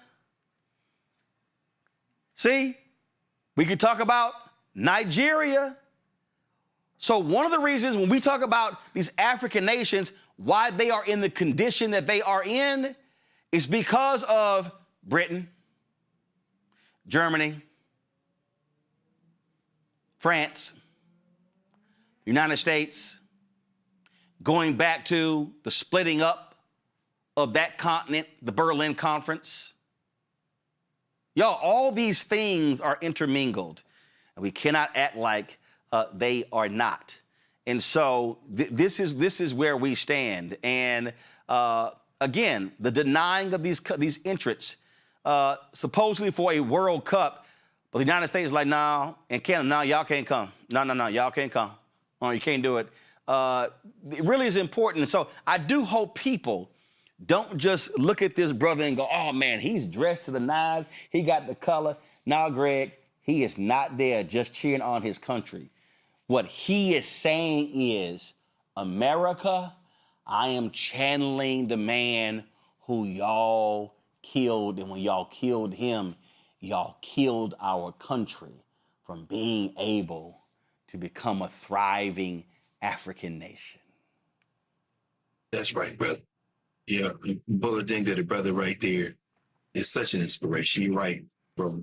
You know, the beautiful thing about these white nationalists is that they don't understand that we're just like them in this regard. Ronald Reagan knew his people came from Ireland. Donald Trump knows some of his roots. Stephen Miller knows his people fled persecution as Jews in Germany. I don't know why they don't realize two things. Number one, that we always cheer for black people, whether it's the Olympics. So the World Cup is lit. We ain't talking to people who can't afford to come from other countries. We talking about people, man, look, on Juneteenth, tomorrow night, Haiti is playing Brazil in Philly, and them Negroes is already turned up. Ain't none of them been to Brazil, ain't none of them been to Haiti. That's number one. And number two, you rolling right now, the young sister that mic'd us up and got us ready, her people are Ghanaian. The call is coming from inside the house, brother. You don't need to get on a plane in Accra and get off in New York or get off in Toronto or get off in Mexico City. The Ghanaians live in the United States and they are second and third and fourth generation. So the World Cup isn't about the people coming who can afford to be in the stadium. The World Cup is about, as you said, the same type of transcendent camaraderie, cultural grounding that we saw on display at City Hall in New York City today when that racist owner of the New York Knicks tried to get a little shade at Mamdani, himself born in Uganda, and the people wasn't having it. They were too busy listening to Alicia Keys singing "I'm from New York," a multi-ethnic nation in the middle of this white nationalist criminal enterprise. Final thing I say is this about the World Cup, brother, because my nephew is overseas playing, and so he been playing since he was old enough to run and kick a ball. But here's the thing. You don't even have to follow soccer to understand the underlying cultural, the underlying spiritual, and the underlying political significance of African people. If you want a good laugh, go ask young people to go on social media, particularly TikTok, and look at what they're saying, because in the African Cup of Nations, when the African countries are playing each other, the Nigerian coach accused the Congolese coach of using juju at the match, and that's why Nigeria lost. And then getting off the plane at the World Cup, they got a cat in all white mask with red lips and a red stripe here in traditional dress with the left, and they calling him Juju, and they say, man, look, I'm loving black people right now in the World Cup. And white people are going crazy. Hey, Steve, turn your TV and watch your little head explode, because you ain't seen nothing till you see black people get rowdy in a stadium. I'm loving it, brother. I'm loving it. As we speak, and it started yesterday.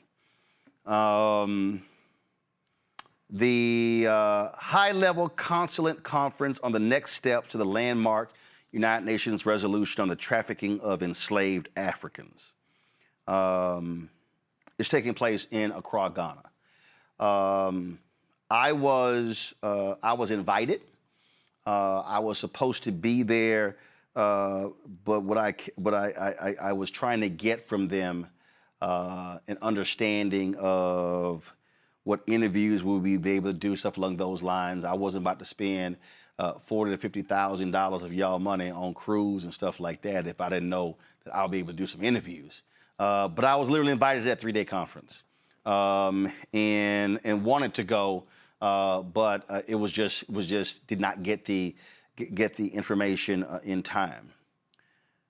But I need our people to really paying attention to what's going on. You have African nations that are saying, you know what, France, we're tired of the Franc. We're tired of y'all being able to control our resources. And I really want our audience to do, and again, if you don't feel like reading, that's why we have Roland's Book Club. That's why we got the Black Table. I went to my office, and there's another book that I grabbed.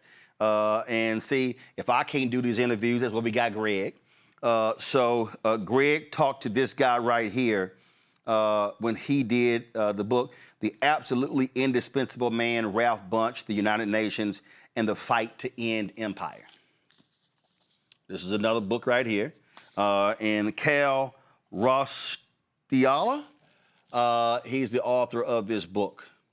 And if you want to understand, if y'all want to understand what is going on today with African nations, the reason why you need to read these two books, Frantz Fanon, Kwame Nkrumah's book, is because what is happening is these African nations are now moving into their second phase. Their first phase was gaining freedom. Ghana was the first African nation to gain its independence.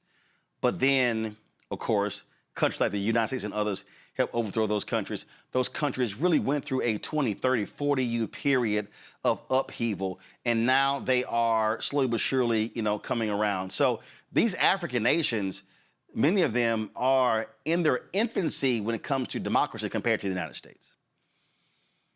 So we have to understand the moves that they are making in order to be independent and free.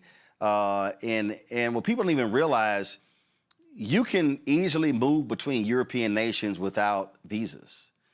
You cannot do that in Africa. And so these things are happening as well. But we just need to be aware of what's happening globally, because I think too many of our people, and I'm gonna throw this out to the panel before we do go to a break, too many of our people are living in such isolation, and too many of our people are literally thinking about what's going on in terms of Alabama, Georgia, Mississippi, without realizing that the decisions that are being made in the nation's capital, decisions being made at the White House, at the Pentagon, decisions that are being made all over, have global implications, and we need to understand that. And so that's one of the reasons why I keep saying to all of these Simple Simon Negroes who are trashing black immigrants, you need to shut the hell up, because an increasing percentage of the black population are black immigrants. And what I need for black people is to have a better understanding of African Caribbean nations. And I need for those black immigrants to have a better understanding of the African-American existence, because the reality is we all need each other. I'm gonna start with you, Larry, Reese, then Greg, and I'm going to break.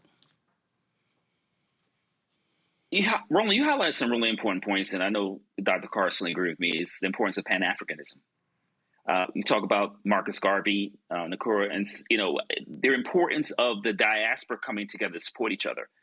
My wife is from Jamaica. You talk about people from other parts, people of African descent from other parts of the world, and understanding the importance of our history, and also the importance of our history, and to understand that our ancestors were all just dropped off in different parts of the world, and certainly in here, the Western Hemisphere, and an example I just used. I want to make a connection, Roland, to I talk about the importance of Pan-Africanism, and we talk about the continent of Africa and its rise. The connection between you see with the current administration and them bullying African nations into giving up the rights to minerals. Yep. I want to repeat that again. Come on. Because you talked about this, Roland. Come on. It's a resource game. People have not been paying attention. Donald Trump is like, y'all want some health stuff? Give me your stuff.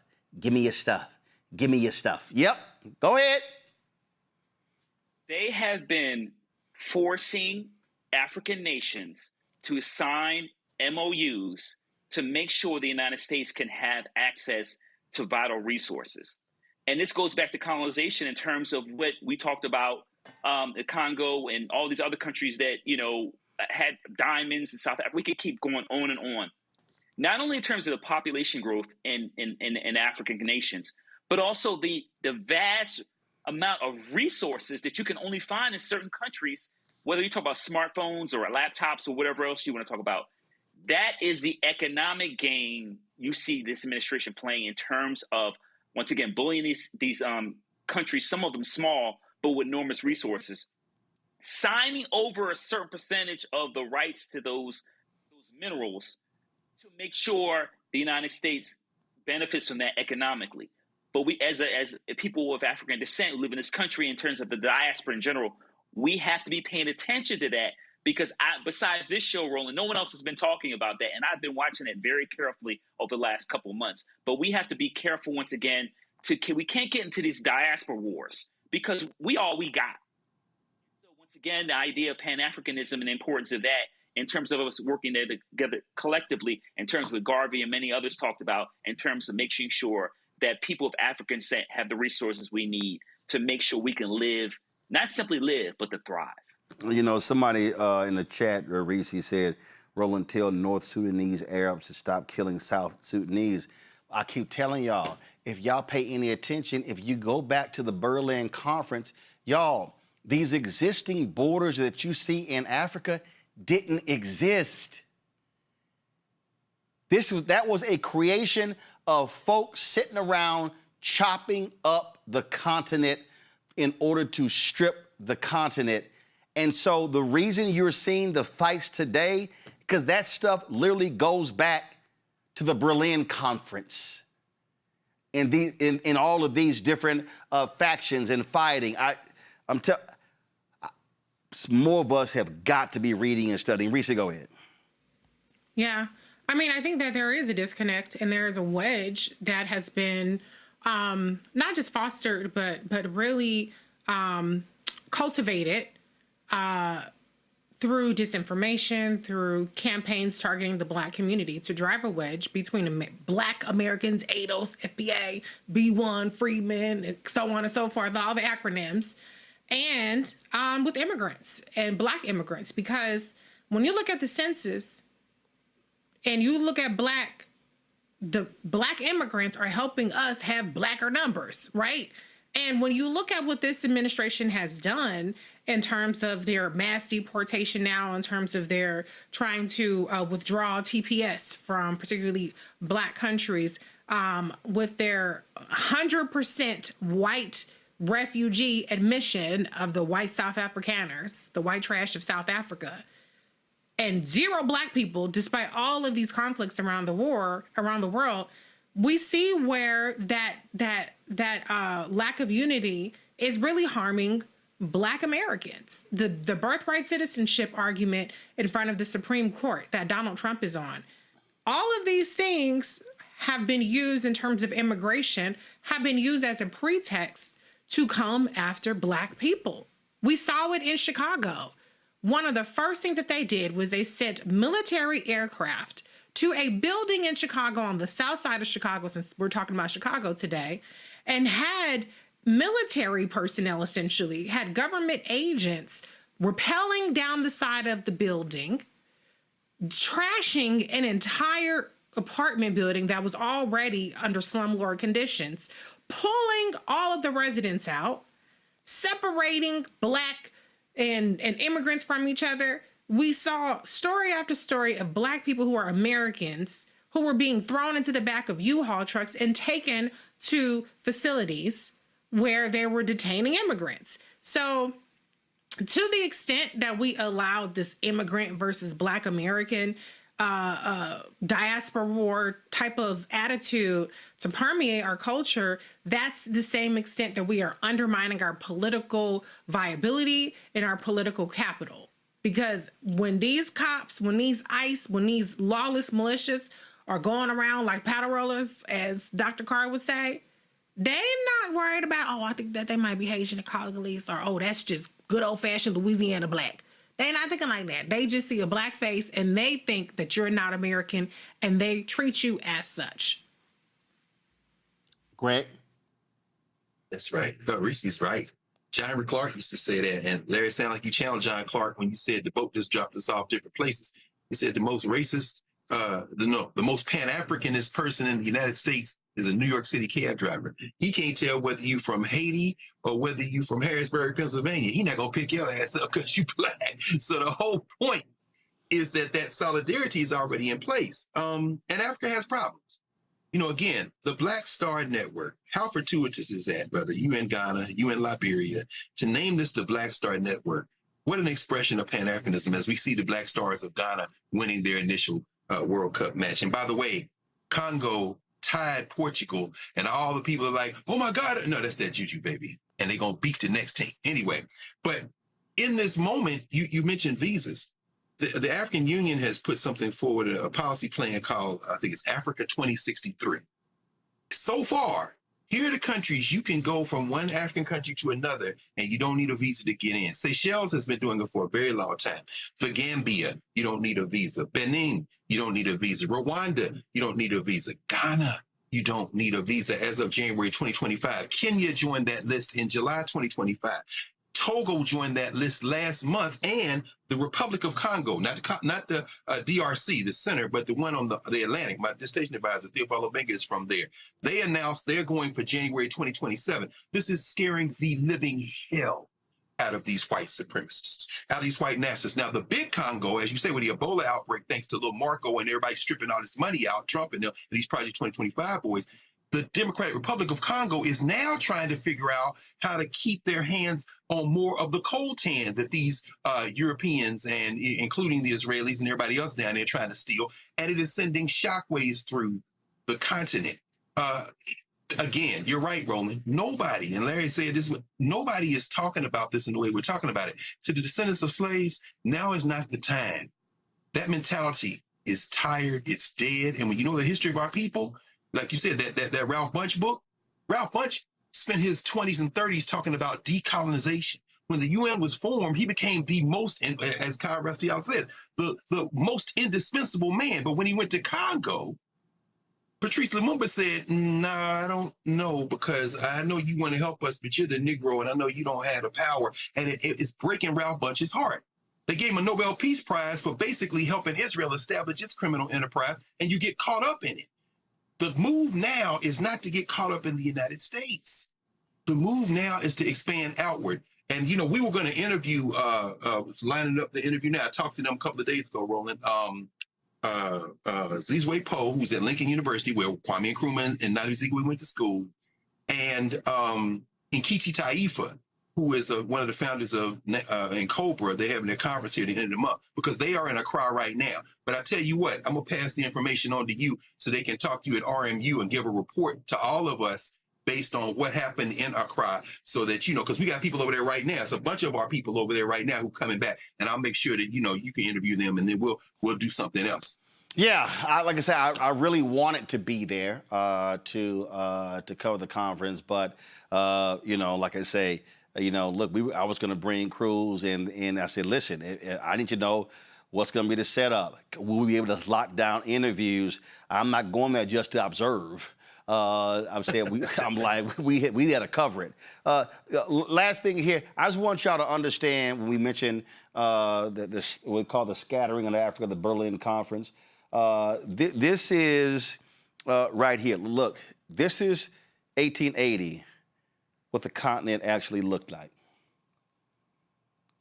On the right is what it looked like when they got done with it.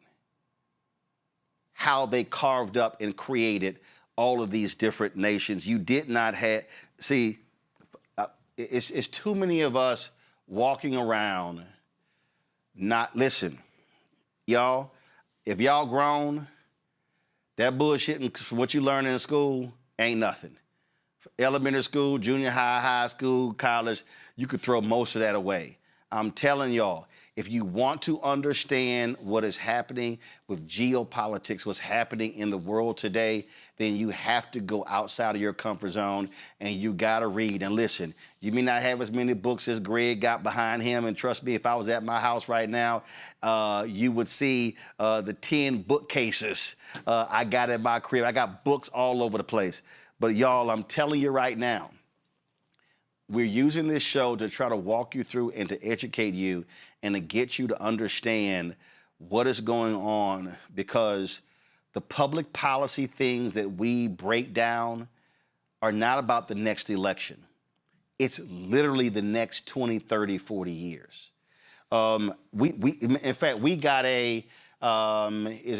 we got an email today. Do y'all even know that they are changing how we frame minority banks? Did y'all understand what's going on? Listen, y'all, so many crazy things are happening that don't get covered at all. In fact, this is what's happening in the Department of Homeland Security. They have finalized a rule that restricts how discrimination can be penalized in federal grants totaling billions of dollars. The decision removes the government's ability to penalize funding recipients for policies that disproportionately impact minority groups unless there is clear evidence of intentional discrimination. The rule was signed by Homeland Security Secretary Mark Wayne Mullen and scheduled for publication in the Federal Register on June 22nd, officially eliminates disparate impact liability under Title VI of the Civil Rights Act of 1964 for the Department of Homeland Security and the Federal Emergency Management Agency. It also completely removes longstanding affirmative action provisions within the agency's grant frameworks by changing the standard from one based on effects to one requiring proof of intent. The policy fundamentally alters the landscape for tens of thousands of local governments, emergency services, and community groups that depend on DHS funding. For decades, federal civil rights enforcement operated under two standards. It banned overt intentional bigotry, and it prohibited facially neutral rules that had disparate negative impact on marginalized racial or ethnic groups. Now, check this out. While that thing is happening, you then have, again, how they're changing. See, this is all structural. Donald Trump has now shifted enforcement of civil rights from the Department of Education under his insane Department of Justice. Y'all, this is what's happening in our very eyes. Next week, because we're off tomorrow, we're going to talk about these rules regarding the banks. The National Bankers Association sent us a statement where what's going on is that the comptroller of the currency revised the policy statement on minority depository institutions. They narrowed the long-standing standard used to designate national banks and Federal Savings Association as MDIs. They emphasize the change applies only to OCC supervised institutions. The existing MDI designations remain in place, and the constructed path forward, anchored in the statute and in the partnership with the Department of Treasury, remains open. But again, they now want to reframe what is a minority deposit institution. We already had the ruling,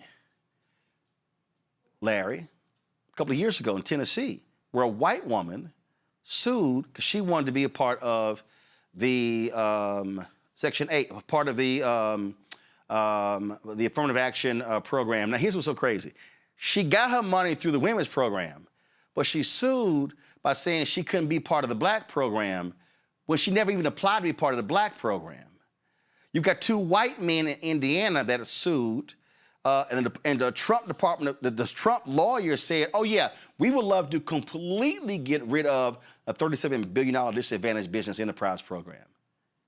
See, again, I need people watching and listening to understand their whole aim is to completely destroy and eradicate the civil rights and economic rights infrastructure that's created the opportunity, the minimal opportunities, the minuscule opportunities that we've received. And Roland, this is a really important and powerful point. Let's expand that a bit beyond we just talking about the Civil Rights Act. Roland, they're trying to get rid of the Great Society programs. You know, we talk about the Fair Housing Act, right? We even talk about things like ESEA, Higher Education Act, all these other bills, which are all civil rights bills to adjust years of Jim Crow.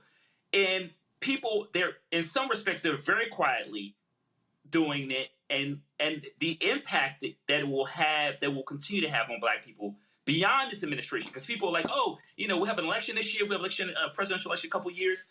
No, all these things that Black people fought for took decades. And they're dismantling it just within a very short period of time. And it will take maybe another generation or two to get back to where we were just a couple of years ago. So it's going to be really important. But like I said, you talk about people watching the show and getting educated to understand what in some respects is happening quietly.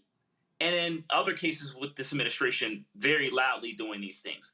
But the problem with, you know, this new rule, among others, is that they have been doing it and will continue to dismantle, like you said, this relates to the Civil Rights Act, but many of these other opportunities that Black people have fought for, then in many cases, other minoritized groups have benefited from, and been able to build wealth, going to school, etc. We're all going to catch an L on this. And it's including white people who don't realize that they benefited from the Great Society programs, Civil Rights Act, Fair Housing Act, right? If one group benefits, then the economy, economic, political, and social system of the entire nation rises. But when you're focused on whiteness and what benefits us all, then this is where we find ourselves in the current situation. So it's going to be really important, not only in terms of the Black community, but other groups who benefited from the sacrifice and deaths of Black folks, or aware what's happening. And then we need them to speak up, because Black folks have always been on the front line. Now it's time for some other folks to now step forward and realize that your lives and the lives of your children will be impacted by these economic decisions that are being made by policymakers who don't see you and don't want you to be here. See, what was crazy, Reese, it was the 8A program of the Small Business Administration. And this white woman, Celeste Bennett, she sued, saying that she was not eligible for the racial presumption part of the 8A program. And she claims her business lost out on opportunities to businesses that were in the program, even though she actually benefited from the women program. Yeah, bitch, you ain't qualified for the Black shit. You qualified for the women shit. And I bet you a whole bunch of Black women couldn't get the women shit because your white ass was getting the women shit. So what? But this is the problem with the whites, is that they want us to have nothing. Yep. They're not satisfied with, well, y'all can get a little bit of scrap. Because we get 1% here, 2% there, 0%. They're never satisfied until we have nothing. So yeah, of course. Well, I know I got mine, but you're not going to get yours, even if that yours is a fraction of what I was able to get. Because you can't tell me that there's more money in the Black shit than there is in the women shit. No, you in fact, tell me. in the DBE portion of the program, white women get 78% of the disadvantaged business contracts. 78%. Exactly. African-American businesses got 2%. Now, under Bush, under Biden-Harris, that 2% represented $10 billion, the largest ever, but it's 2%. Right. And so these white folks like, we don't even want y'all to have 2%. They don't want us to have nothing. And in fact, under Trump, it's now down to 1.2%. Right. And that's only because look, we don't die, we multiply. At a certain point, we're going to find a way to make a way out of no way. So that whole, what they're trying to do, they're never going to be able to accomplish entirely, because we know how to make lemonade out of lemons. We know how to make $1 out of 15 cents, something that they don't know how to do, which is why they got to rape, pillage, and steal everything. And they only look at everything as something that they can extract. And if you got it, I got to get it from you. But when you talk about minority deposit institutions, this goes back to the Biden-Harris administration and what they did to the U.S. Treasury in funneling billions of dollars, $8 billion, into these minority deposit institutions so that those institutions can serve underserved communities, Black for the most part, okay? And increase mortgage availability, increase small business capital and opportunities for them. And so by expanding what is a minority deposit institutions, that is by definition extracting money, capital, opportunity from underserved communities to the whites. And we've seen what's happened with this racial reckoning revolt that we're seeing in the Trump administration, the Trump regime, more accurately put. Is that if you give people an inch to be like, okay, well, so we don't have to give it to the Blacks in order for it to count for something. Oh yeah, they're gonna take a motherfucking mile. So that's why you have more donors at the UFC 250 than you do at goddamn Essence. They struggling to try to get some corporate sponsorship, because as long as these corporations who've never been about altruism, never been about values, have an opportunity to funnel things to the whites, they will. Yep. So this goes back to dismantling the advances that we made under Biden-Harris that were step by step. It's foundational. You don't instantly get a bunch of Black people who got homes and small businesses that are thriving, but there's an investment there that will now be reversed and will be funneled to places that don't need them and to people that don't need them. This is also, and going full circle, Greg, this is also why when you get power, you use it.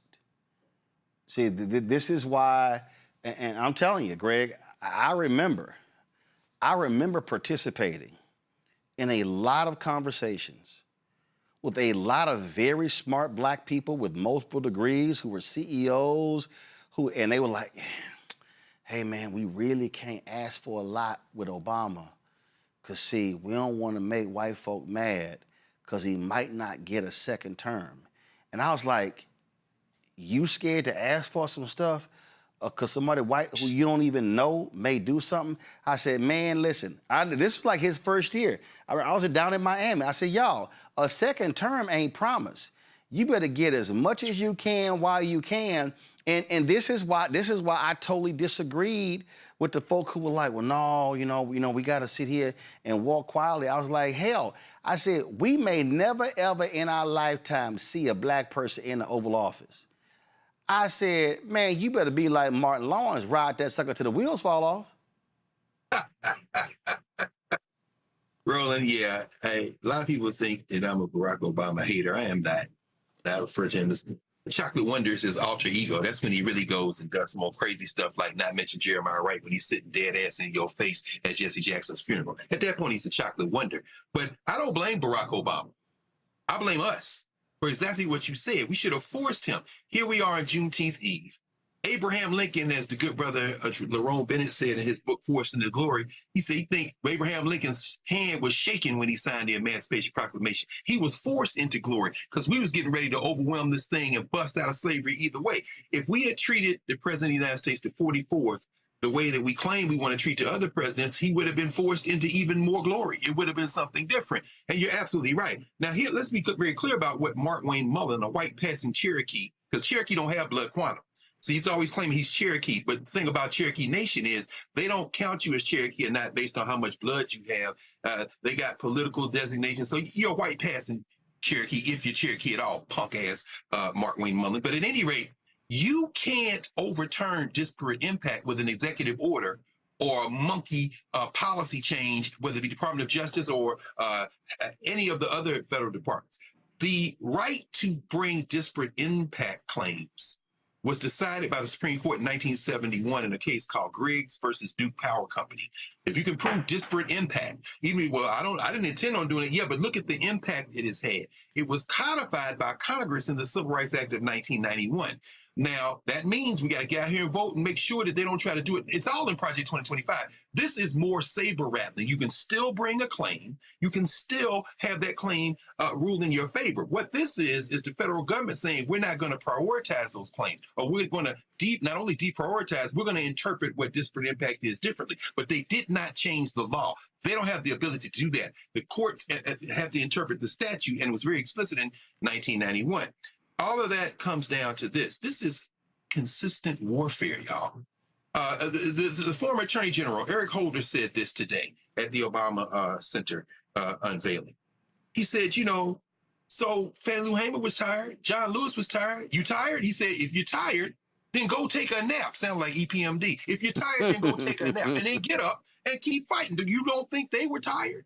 So this is what we have to do. And I do want to mention as it relates to Africa, we know Africa has problems right now. South Africa, the xenophobic stuff against Nigerians, against Zimbabweans, all this is economic pressure brought on in part because of what you said, Roland, that structuring. There's a good show on the weekends on YouTube called the Africa News Review. A good brother out of Nigeria, out of Study Speaks Knowledge, Ayef Eneli, and a beautiful journalist who's been doing this for a couple of generations. You probably know him, Roland, out of New York, Milton Alamati, out of Uganda. They keep up with all this stuff. Nobody's saying Africa is perfect. Nobody's saying anybody is perfect. But we are saying this, to your point. We have to inform ourselves, because a story like that will have people thinking, oh, they stripped our right. No. You can still bring a disparate impact claim. Mark Wayne Mullen and all them hillbillies up there are simply trying to throw everything against the wall to take us off our square. And that's why we have to inform ourselves. Indeed. Folks, there was a lot of other stuff we wanted to get to, but you know what? I believe in let the spirit move, and we just let it flow. That's another reason why I want to have my own show, because this was some bullshit on CNN. After 8 minutes, gotta leave it there. We gotta leave it there. I hate those shows because they really don't give an opportunity to break stuff down, to go in depth, and to teach as well. So let me thank Larry, Reese, and Greg. Happy Juneteenth to all three of you. I truly appreciate it. Thank you so very much. Folks, let's go to Black Star Network. Hey, Roland, you said you're not going to be on the air tomorrow? Nope. So I gave our folks the day off tomorrow. The Juneteenth off. Well, then tonight, and I said that this morning, we were on Urban View. I said, Roland Martin is not going to miss an opportunity to note the fact that in 1872, it was John Henry Yates that put the Emancipation Proclamation together to have that Juneteenth. So you gotta give up Jack. Of course. And what a lot of people don't realize is that it was freed slaves who acquired lots of land all across the South and called it Emancipation Land. That's they actually phrase it. So yeah, that land there in 3rd Ward where Emancipation Park sits, and they have Juneteenth celebration takes place there. And of course, Jack Yates, my alma mater, named after Reverend Jack Yates. And so absolutely. And so we had, of course, Representative Al Edwards' son on the show yesterday talking about the role that his dad played in getting Juneteenth passed June 7th, 1979. And what I didn't realize is that before it was a federal holiday, that Al Edwards went to multiple state capitals to get Juneteenth, declare holidays there. And so it was recognized in 45 states before it became a federal holiday. And so, again, one of the reasons why it's important to have shows like this here that breaks down that sort of history that you damn sure not going to get on a lot of these black radio shows, a lot of these black podcasts, and you damn sure ain't going to get them on ABC, NBC, CBS, and the rest of them folk. You ain't going to get that at all. So again, I'm going to thank our panel. I appreciate it. Let's go to Black Star Network headlines.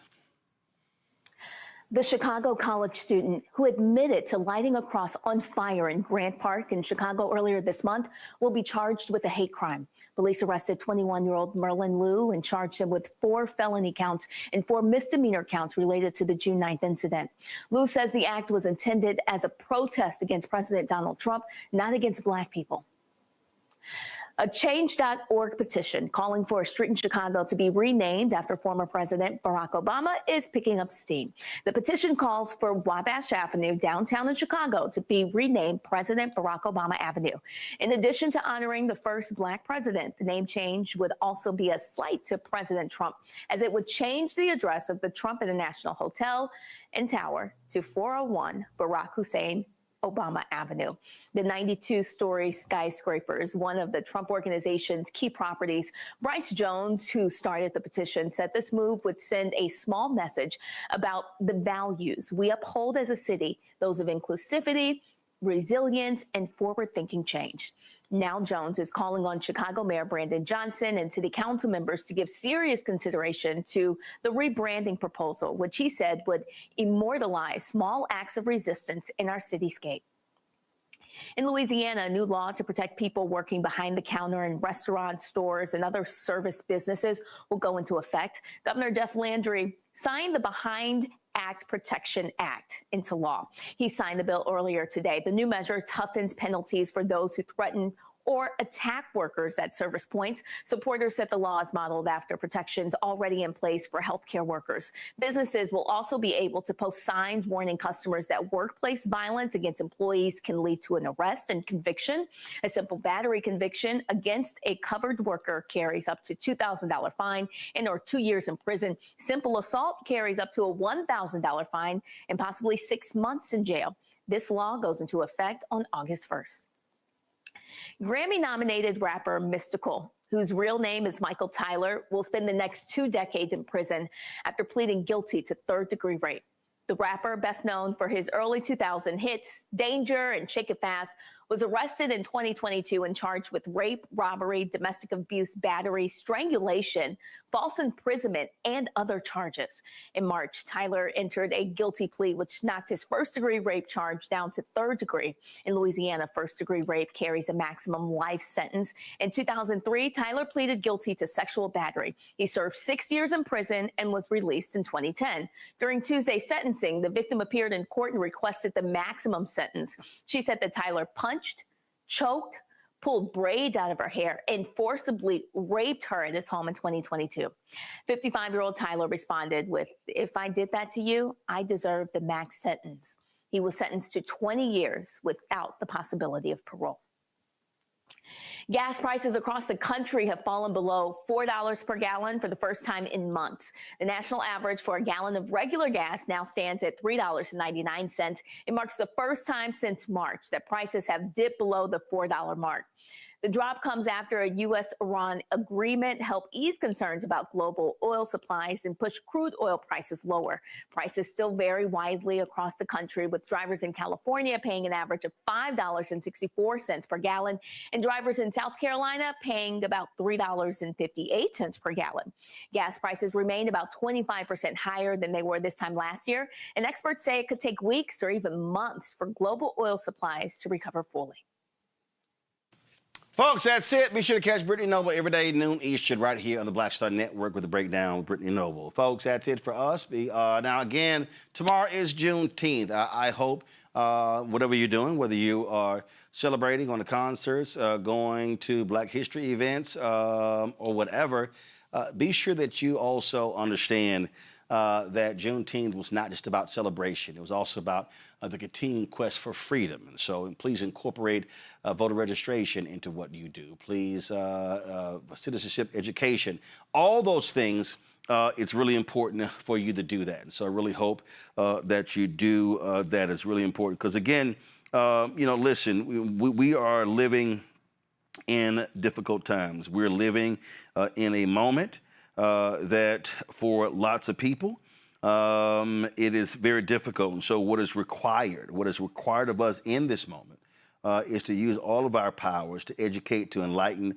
to inform folks about what's going on. And so we really hope that's what you do. Earlier today, I actually was in Maryland, and a brother who does a lot of great work with young folks in Baltimore held his golf tournament. Chu Smith is his name, quite well known. And when you talk about a lot of stuff that young folks go through, he said something that blew me away when he said that that he has had to bury 20 or 30 young folks. He described some horrific things that young folks in Baltimore are having to deal with. And so he wants to make it his mission to support them. And so he had that golf tournament today. And just here's a little bit of what he said when I caught up with him at the conclusion.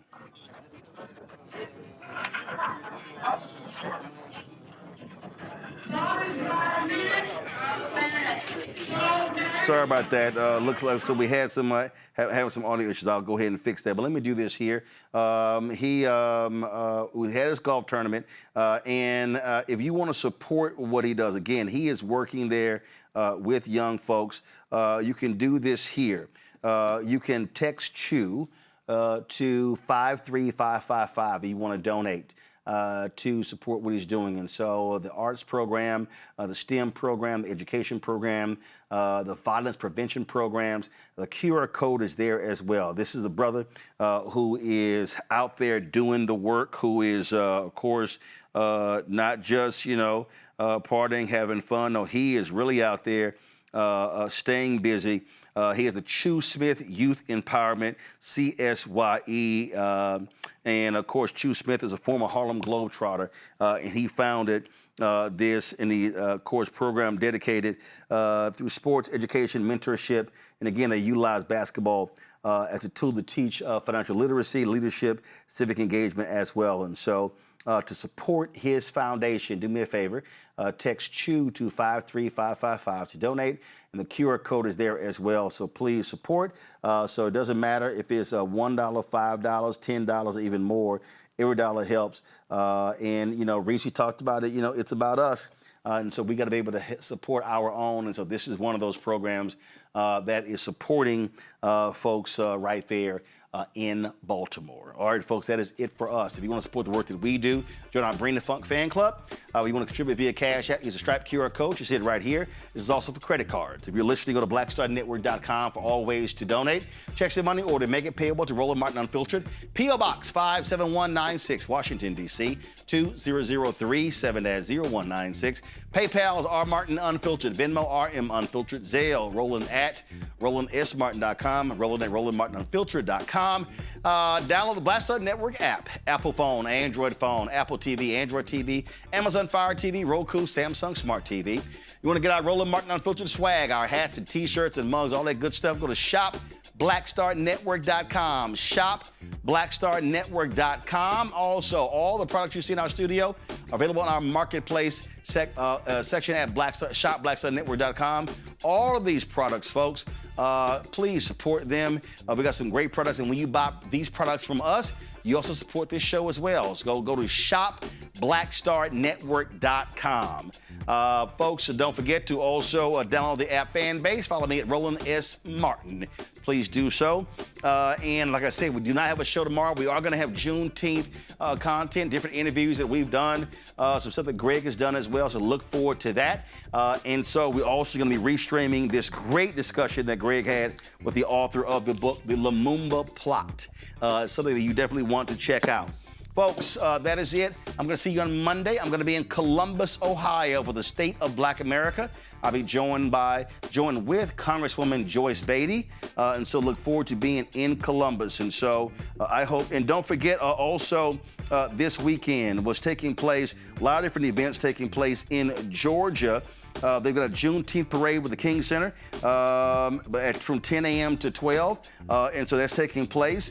And on Monday, People Over Maps Day at Central Presbyterian Church from 10 a.m. to 4 p.m. It's taking place, and that's all in Georgia. Now, in Harlem, they're going to have When We Fight, We Win, Freedom Summer. That's taking place at the Adam Clayton Powell Jr. State Office Building. That's right. Go to freedomsummer2026.com. freedomsummer2026.com. Let me say it again, freedomsummer2026.com. And for the event taking place in Harlem, I'll find out if they're going to be streaming it. And so I know I was talking to them about that, so I'll get more details on that. And as I said, for those of y'all who are in Columbus, Ohio, I'll be doing the show from Columbus, but then also I'm going to be having the State of Black America be joined with Congresswoman Joyce Beatty. So the tickets are free. We're going to be live at the Lincoln Theater from 7 to 9 p.m. For more information, register at thestateofblackamerica.myle.com. thestateofblackamerica.myle.com. This is part of the Black Girl Dad Week 2026 and the Black Father-Daughter Dance. And so look forward to that. So again, I'll be there with Congresswoman Joyce Beatty. You know, she'll be all smile after she kicked Donald Trump's butt when it came to the Kennedy Center. Folks, that's it. Yeah, you see me rocking my Juneteenth, breaking every chain since 1865. And so one of my Juneteenth shirts. All right, y'all, that's it. Have a fabulous Juneteenth. Have a great weekend, and I'll see you Monday live from Columbus, Ohio